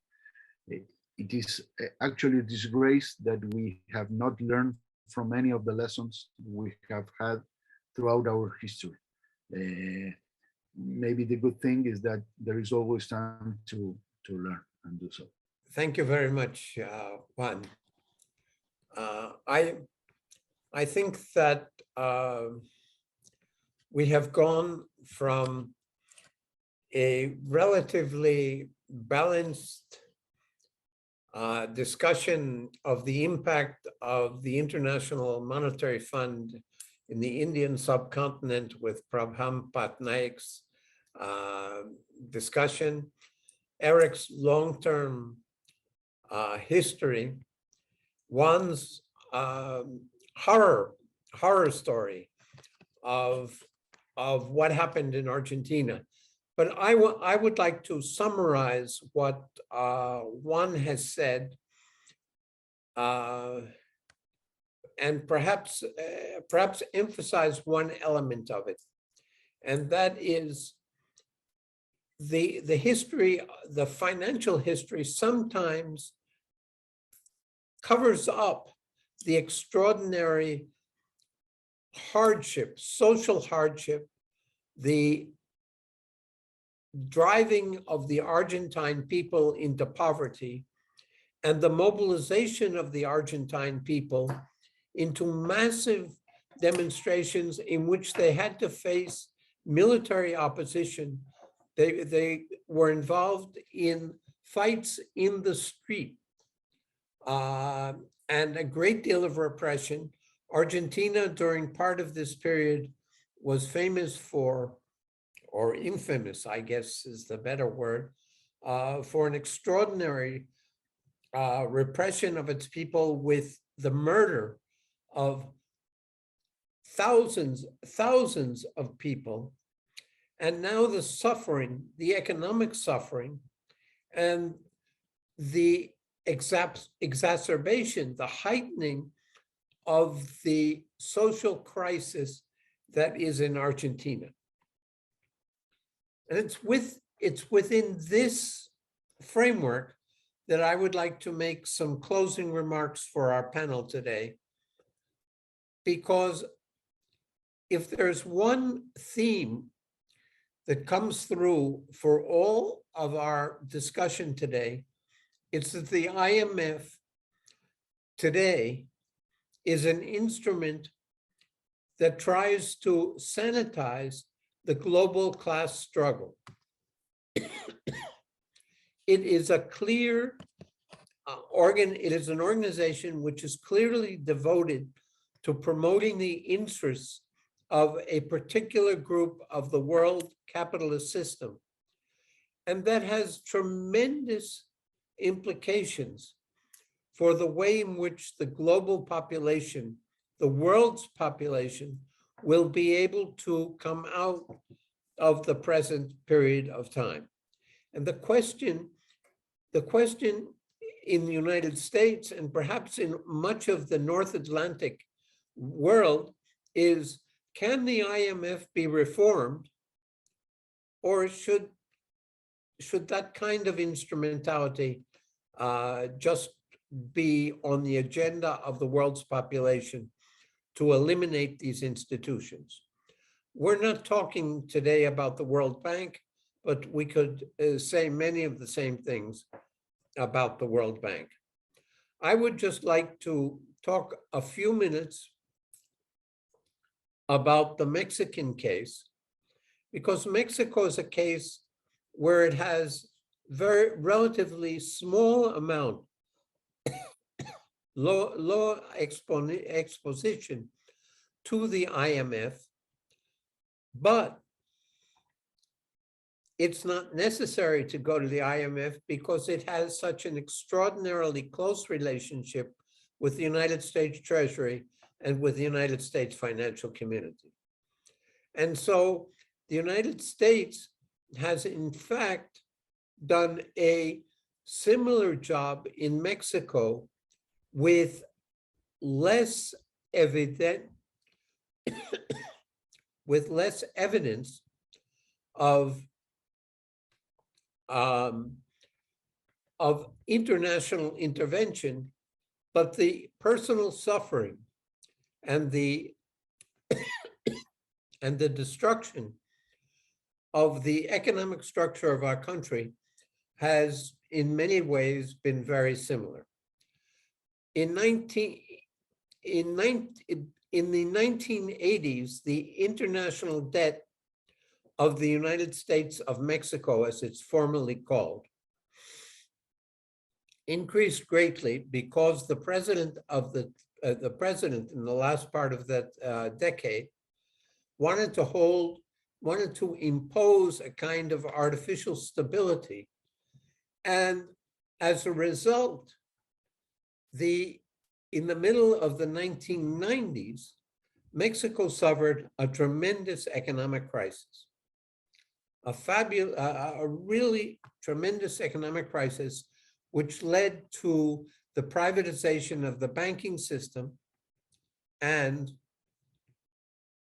the increase of interest rates to over 100% with a tremendous implication in terms of the impoverishment of the Mexican people.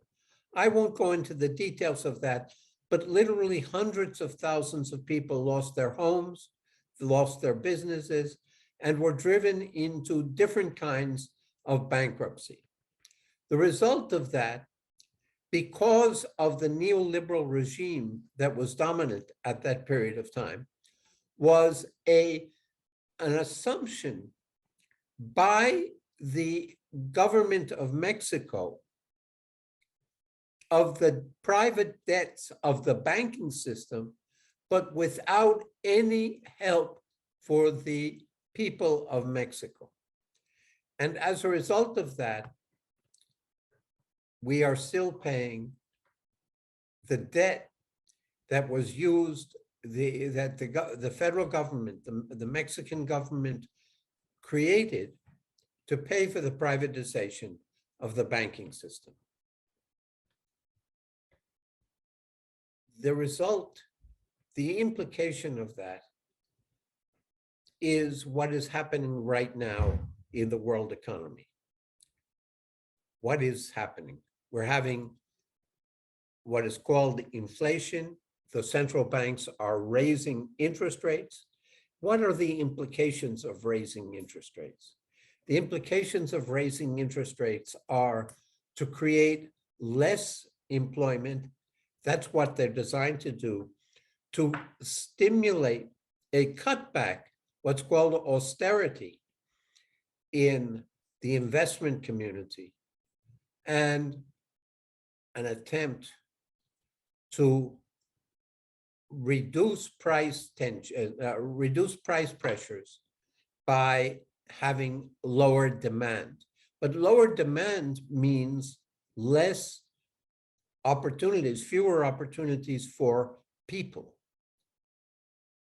And so what we're faced with in 2022 is a situation where the central banks, the world banking community, the international financial community, is engaged in a process of reducing the welfare of the working classes around the world. If you add to that what's going on in Argentina, what we're seeing in the recent weeks in Sri Lanka, and what we're seeing all over the African continent, is we're seeing an offensive by international capital to take control of country after country.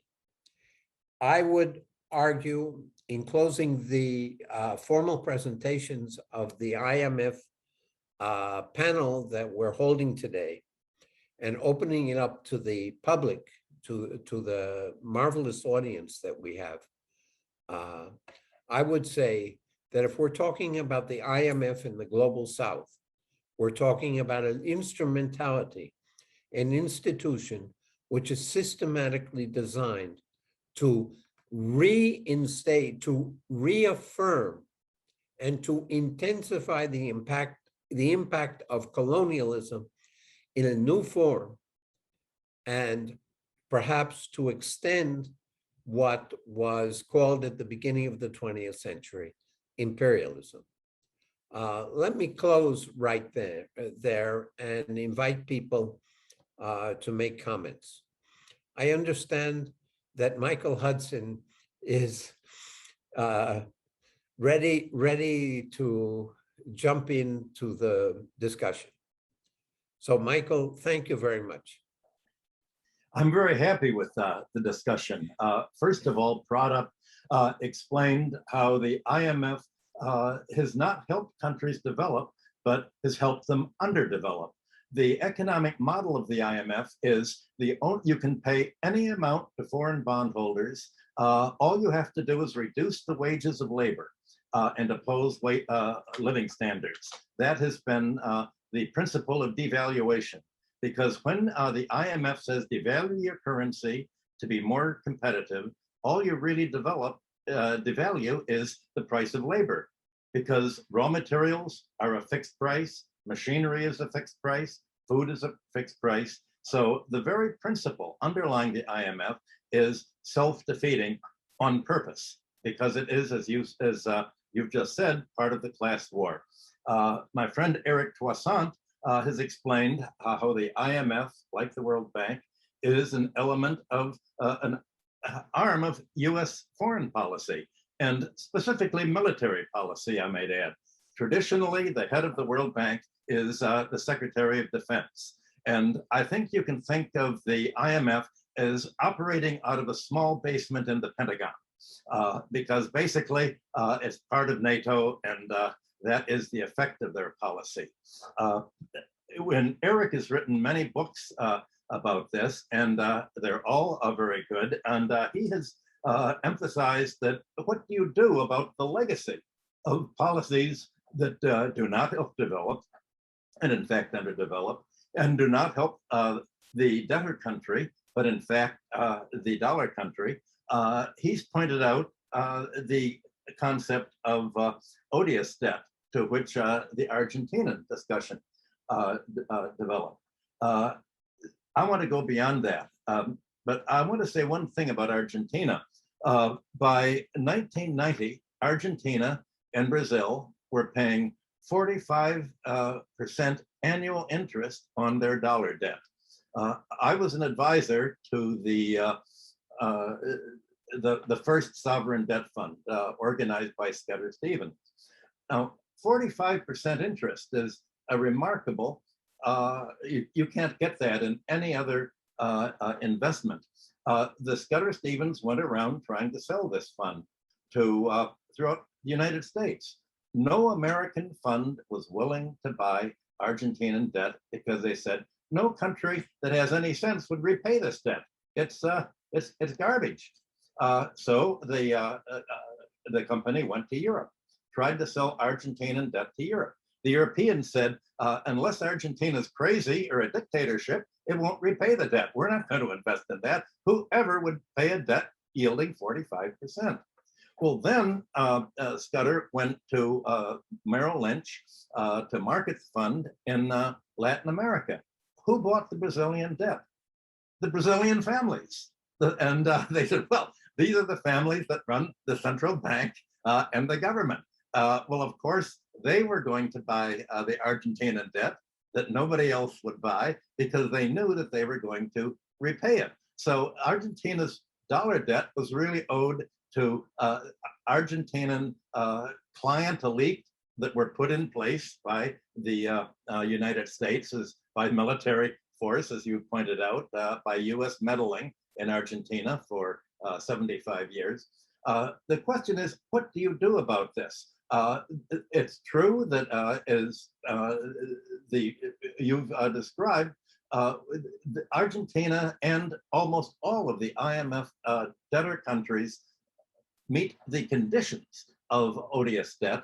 But I think there's a much higher way with all of this that we've heard is a preamble to, I think, what has to be a basic principle of international finance. It's not going to be a principle that the IMF accepts or the World Bank. The principle is that the same principle that governs personal bankruptcy and corporate bankruptcy in every Western country. No country should be obliged to pay a foreign debt if the cost of paying this debt is to sacrifice its economic growth and its own well-being. Debts that can't be paid should be canceled. That's the principle of bankruptcy. There is no principle of bankruptcy for sovereign debts, as Eric has pointed out. But I think this principle has to be established along with the principle that no country should entail a foreign debt in a foreign currency that it itself can't pay, because you'll have a prolonged, constant devaluation of the currency, which in effect means a devaluation of labor. Global University has just set in type and translated into Chinese my book on superimperialism, which is also available in Spanish. And I've discussed the Argentinian case in killing the host, which Global University is translating and also is available in Spanish. I think the principle that needs to be established is the same principle that guided in 1648, the Westphalian principle of national autonomy, that no country should interfere with the domestic policies of other countries.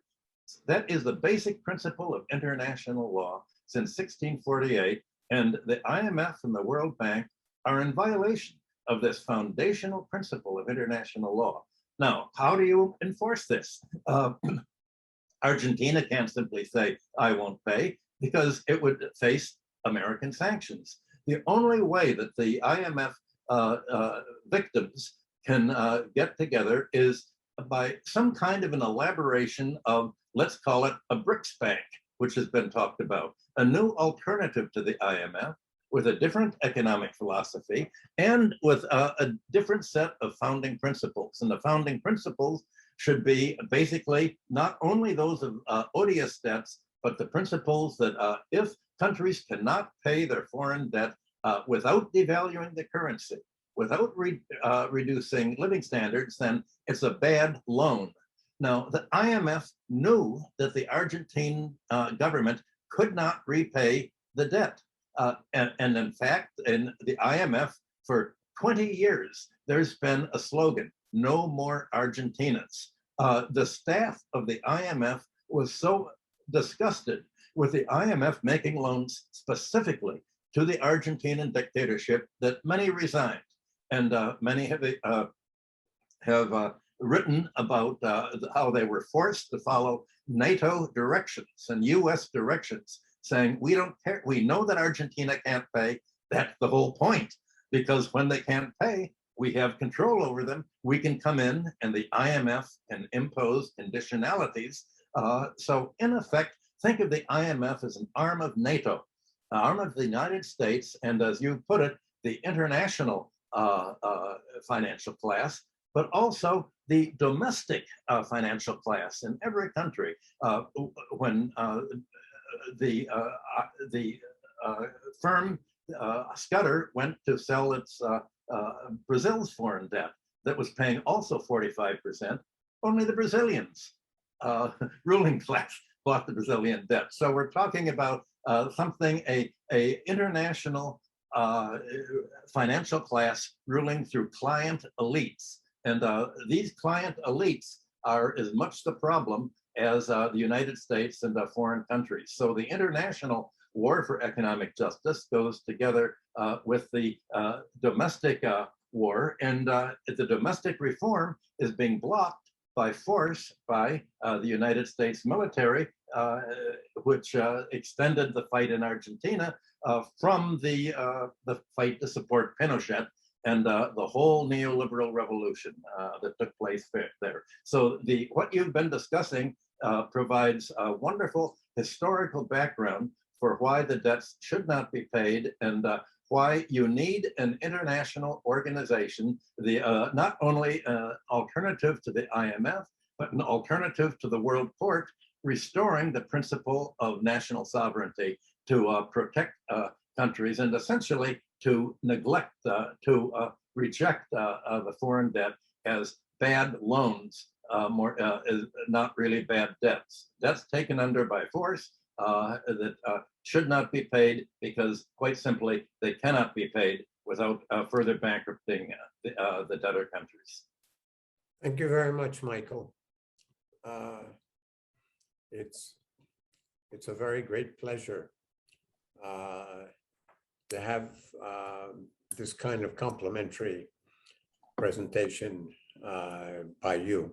Is there anyone else? Do we have questions? Are there comments in the audience? The first question, what do the speakers think is the best way to break the control of the IMF? Should we abolish it or reform it? The second question, the Brazilian presidential candidate Lula suggests that Latin America cannot continue to rely on the dollar and plans to create a dematerialized digital currency, the SUR. instead of just any banknotes or coins. What do you think? And we have one more question from the in the chat, which is what this analysis implies for Sri Lanka's bankruptcy. Okay.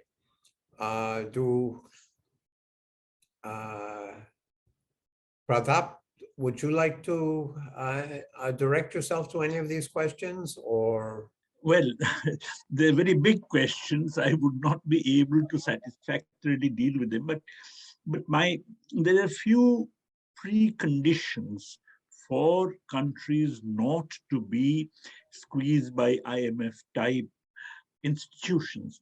One, of course, is that the country must have capital controls.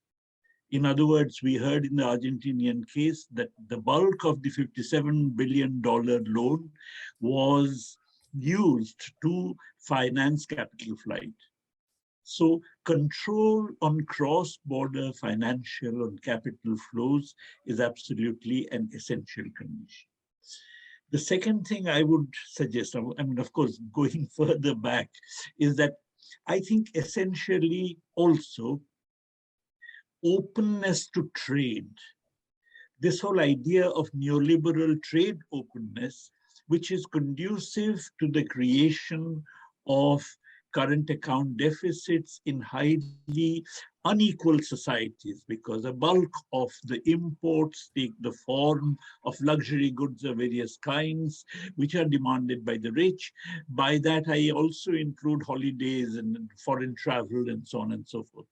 I think there has to be some trade control as well.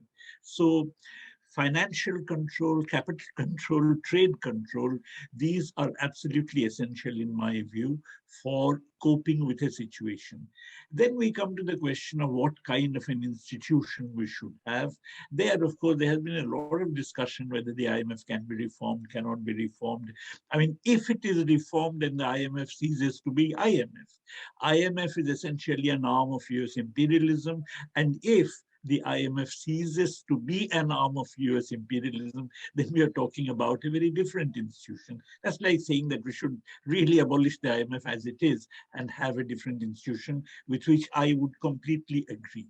But I think it's not only a matter of institutional change, it's a matter of changing the whole development strategy. It's a structural change in the third world or in the global south societies that we are really talking about. Food self-sufficiency is essential. Sri Lanka abandoned it, which was a great kind of, cost. In many African countries, exactly the same thing has happened. I think these are, in other words, this whole business of what to do about the IMF is linked to a much broader question of what should be the development strategy. Thank you very much. Eric, you're on. Yes. I will try to speak in English. In Spanish. I think that to the public, to the participants, it's important to say that there are examples of resisting IMF. Example, the nationalist capitalist government of Malaysia decided in 1996-97, when we had the Asian crisis, financial crisis, and when South Korea, Philippines, and Indonesia accepted the agreement with the IMF, Malaysia decided not to sign an agreement with the IMF. And the recuperation of the economy was much better in Malaysia than in the other countries who accepted to sign an agreement with the IMF. So it's an important example to show to the people that it is possible and useful to resist the IMF. The case of Ecuador, I was part of the audit commission, auditing committee created by the government of Ecuador in 2007, 2008. And under the government, the first government of the president, the young president Rafael Correa, they decided to expulse the permanent representative of the World Bank in the country. They declare him persona non grata. They say to the IMF, you should go out of the building of the Central Bank of Ecuador, and you should rent an office like any other institution, foreign institution. And on the basis of our audit of the debt, they decide to suspend the payment of the commercial debt, contrary to the recommendation of the IMF. And it was a huge victory for Ecuador in 2009, 2008, 2009. I won't develop, but it's also an example of the possibility to resist the IMF, the World Bank, and the creditor.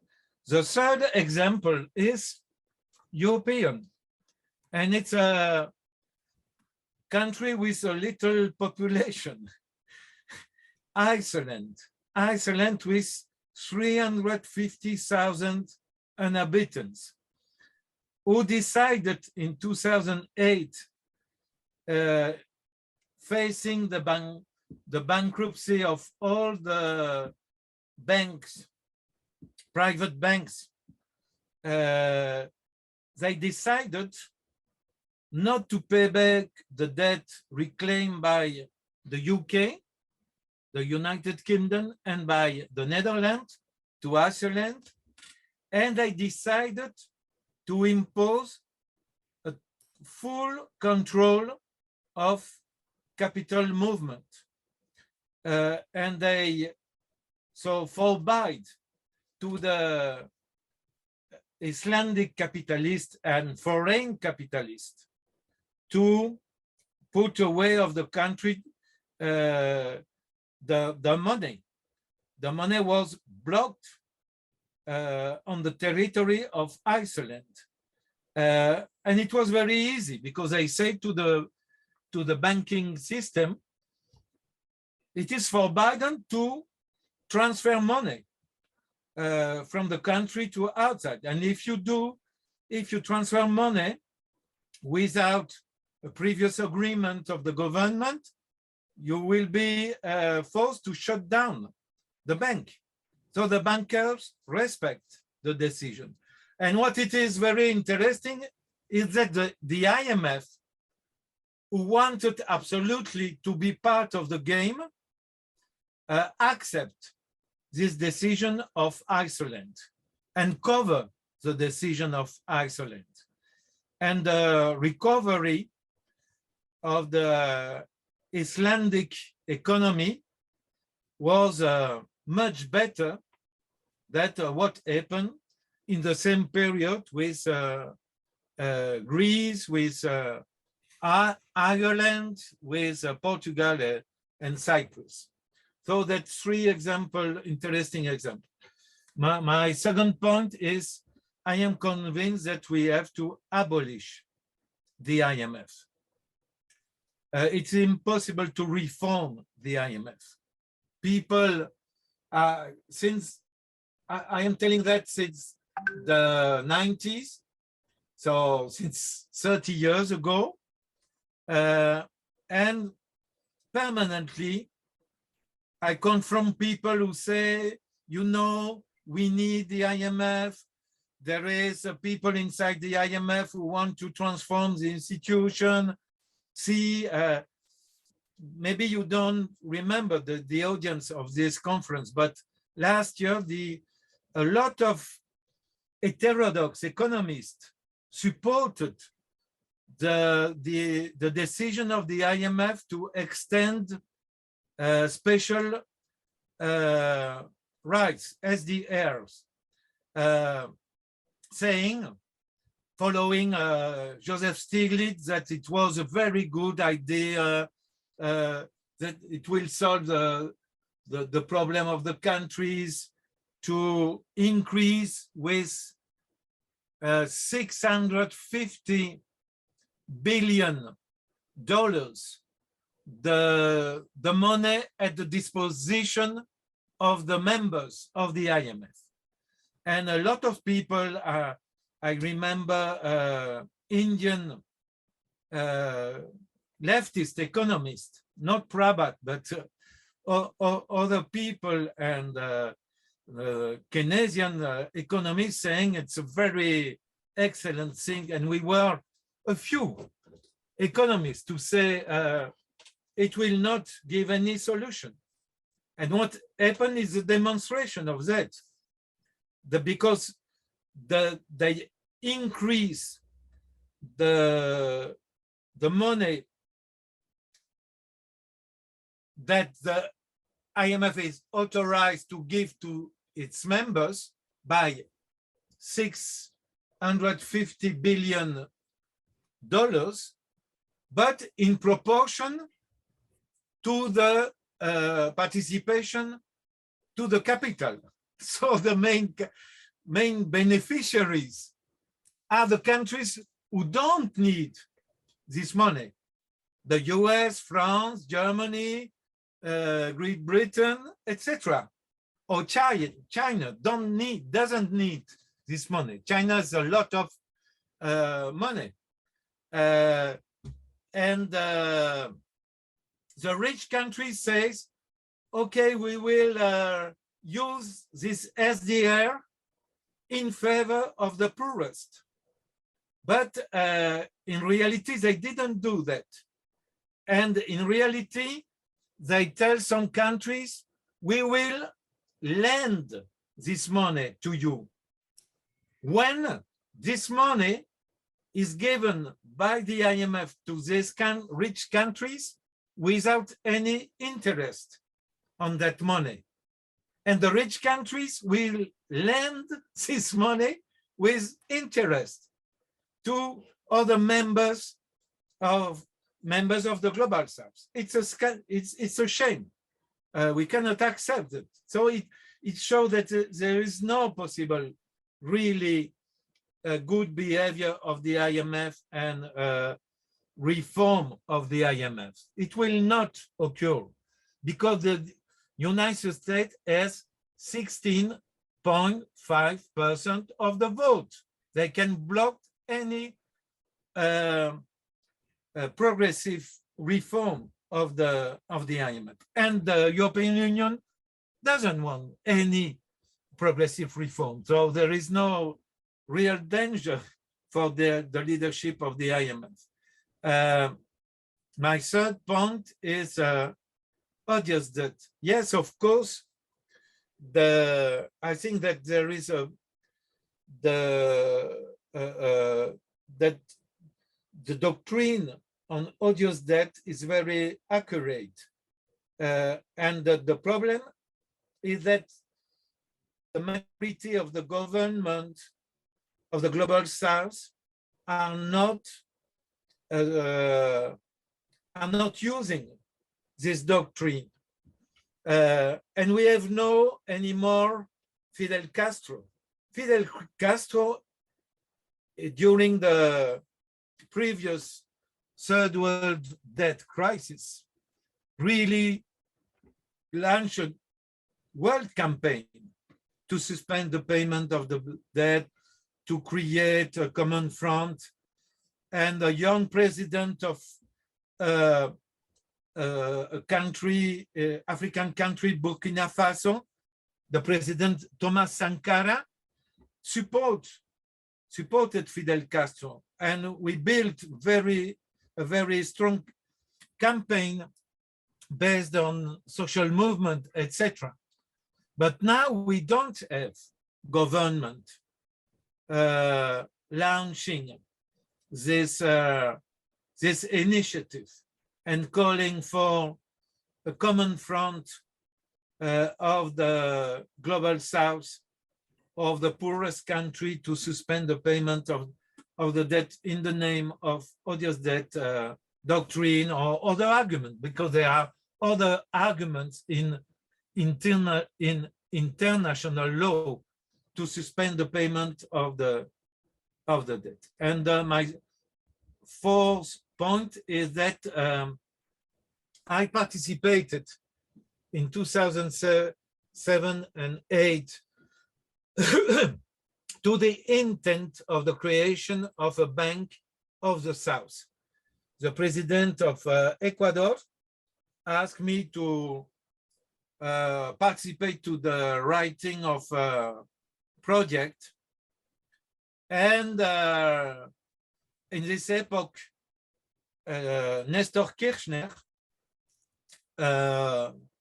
from president of Argentina, and Lula officially, and Chavez and Morales in Bolivia, and Lugo, president of Paraguay, supported. And I participated to the negotiation in 2008. But I should say to you that Brazil participated to this negotiation to paralyze the negotiation, because Brazil has a development bank, which name is BNDES. It's a very powerful development bank. And Brazil, I agree with Brazilian Marxist of the 60s, Rui Mauro Marini, who analyzed as a Brazilian Marxist, who analyzed Brazil as a peripheral sub-imperialism.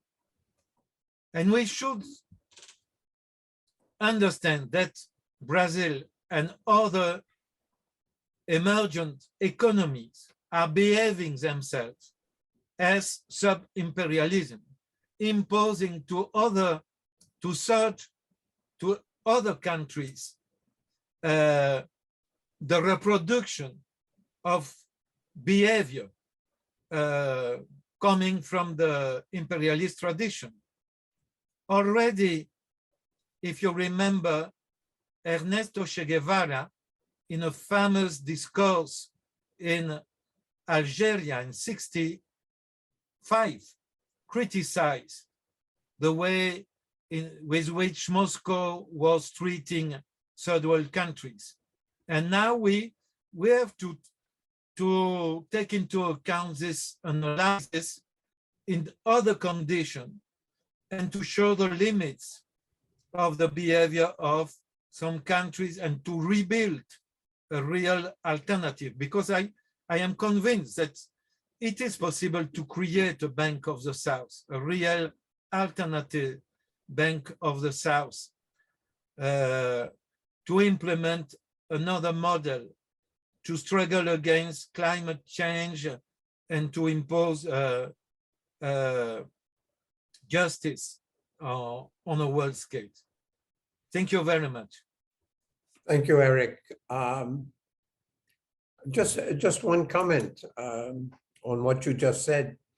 Thomas Sankara, who was very, very militant in his period, unfortunately, he was assassinated in part for his views about what he did. I talked to Sankara about exactly what you were talking about, and he was putting that together with what Professor Patnaik was just talking about. You can't do the financial aspects without having a development program which is self-sufficient and internally developed. So Thomas Sankara was very, very important. And another comment, yes, I celebrate what you did in Ecuador, and I think that it was very, very important. But unfortunately, events since then in Ecuador show the extraordinary depths of the class struggle that we are facing around the world, and the present and the existing president of Ecuador is trying to undo. He is having, fortunately, he's having some great pushback from the indigenous population, the population base that existed in Ecuador when you were doing your work. But we have to understand that the class struggle, the global class struggle, is a very dynamic thing. And we have to celebrate our victories, but we have to be careful that we don't overstate them. And we have to work very, very hard to consolidate those victories when we're able to. Juan, did you say, do you have a comment that you would like to make? I wanted to add just one more thing.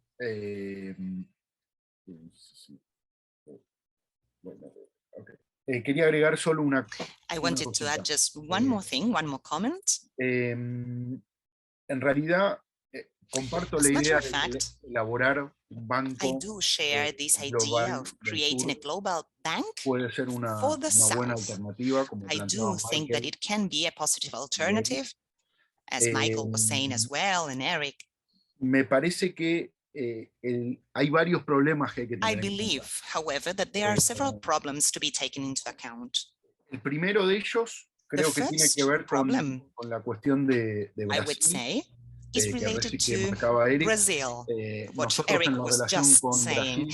In terms of, well, from Argentina, our relation with Brazil, we've experienced firsthand these dynamics that you were mentioning before, the sub-imperialist style, where Argentina, where Brazil is reminding Argentina what our position is, that is to say, subordinated to them. Que ahora Lula lo plantea antes de so maybe, well, we'll see what happens with Lula now before the elections, creating a new currency, because I've read that this could bring about a change of policy, a concrete change of policy. But I do believe that some questions in the past, mainly when Lula was still in office, the Kirchner administration resorted to Lula several times for specific loans, for example, for some specific payments. And the truth is that the answer was not always positive, or let's say not what we would have expected from a colleague, at least I mentioned colleague from an ideological point of view. That's what would be the first part of my answer. So I think that unity against a common enemy is easier than bilateral relations. For example, when Brazil has more to lose than to win, which is a risk that I know they know in political terms. Now, the second problem that I can also see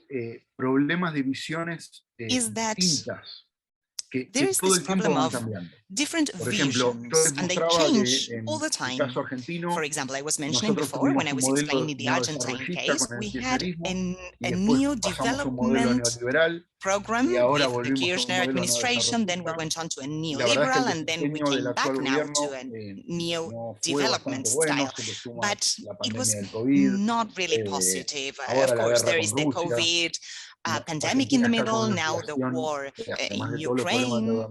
So in addition to the indebtedness problems in Argentina, now we have a 70% inflation problem, and we are very much concerned with it. So probably the next elections, I mean, we never know, but I don't think they will go Pero entonces probablemente volvería a cambiar hacia algo más a la derecha. Y eso es un problema. I mean, the country would move towards the right que por ahí es again, and this is a problem that happens in Argentina, not only in Argentina, it happens in Brazil as well. Now Bolsonaro is in office. Who knows if Lula can win or not? In several other countries, for example, in Colombia or in Chile, where the left-wing parties have just won the last elections, but still the right parties are very strong. I mean, they lose elections, but for a very little margin. And I think that that is something that could, I mean, maybe requeriría de una developing a South estrategia común de largo Bank plazo, would yo require la a veo bastante long-term difícil de que common ocurra. Me strategy, encantaría que which I ocurra, think pero would be no la veo. very difficult. I mean, I would love that to happen, but I think Sí veo it's más quite posible difficult. que I do believe that it gobiernos is, afines, let's say, como ha more pasado en el possible pasado, that por ejemplo con el no al ALCA, se governments unan para that enfrentar join, for al example, poder facing de afuera de Estados Unidos en este caso, y other logren external no al ALCA, pero powers. no lo veo tan, I can no see lo veo that tan that's, for sencillo. example, the joining the governments that Y después, join la última to cuestión, en face the relación un poco a la pregunta FTAA. esta Okay, that I think that could be more Lula, possible. And then regarding the question of Lula, si quiere no depender del dólar, la verdad es que Argentina and not es depending on the enormemente dollar, dependiente del dólar. Tenemos un enorme Argentina problema. depends hugely on the dollar. I mean, we have a big En problem diciembre there. del 2015, In December cuando el kirchnerismo dejó el 2015, gobierno, when la tasa de Kirchner's cambio era administration $1 left office, por 9 pesos argentinos. the exchange was $1 Hoy, equals en el 9 2022, Argentine pesos. $1 Right now, vale in 130 2022, pesos argentinos. $1 is Y en el mercado 183 paralelo pesos, está and a in the 200 parallel market, pesos. it's 200 and something Con lo cual, pesos, nosotros tenemos un enorme problema, which porque nos falta implies dólar. A nosotros nos a vendría muy bien huge problem mucha de to us. I mean, many of our, de nuestra estructura productiva y de nuestras much of exportaciones our están ancladas dentro de structure América Latina, con lo and cual, many of our exports are salvo rooted por ahí algunas in Latin exportaciones que por America, ahí hacemos except a for China, some exports that we might do to significativas como la soja, China or, yeah, creo soya, que sería una soybeans gran mainly. idea. I think this would be a great idea, No sé cómo implementarla, cómo but I still lograr don't cierta know how movilidad. to implement it, how Y la última to cuestión que achieve that. también me parece importante destacar como And the last problema, thing por lo that menos I de think problema it's a tener en important to consideración antes de highlight armar as a el problem esquema that is important to son las consider presiones de Estados Unidos.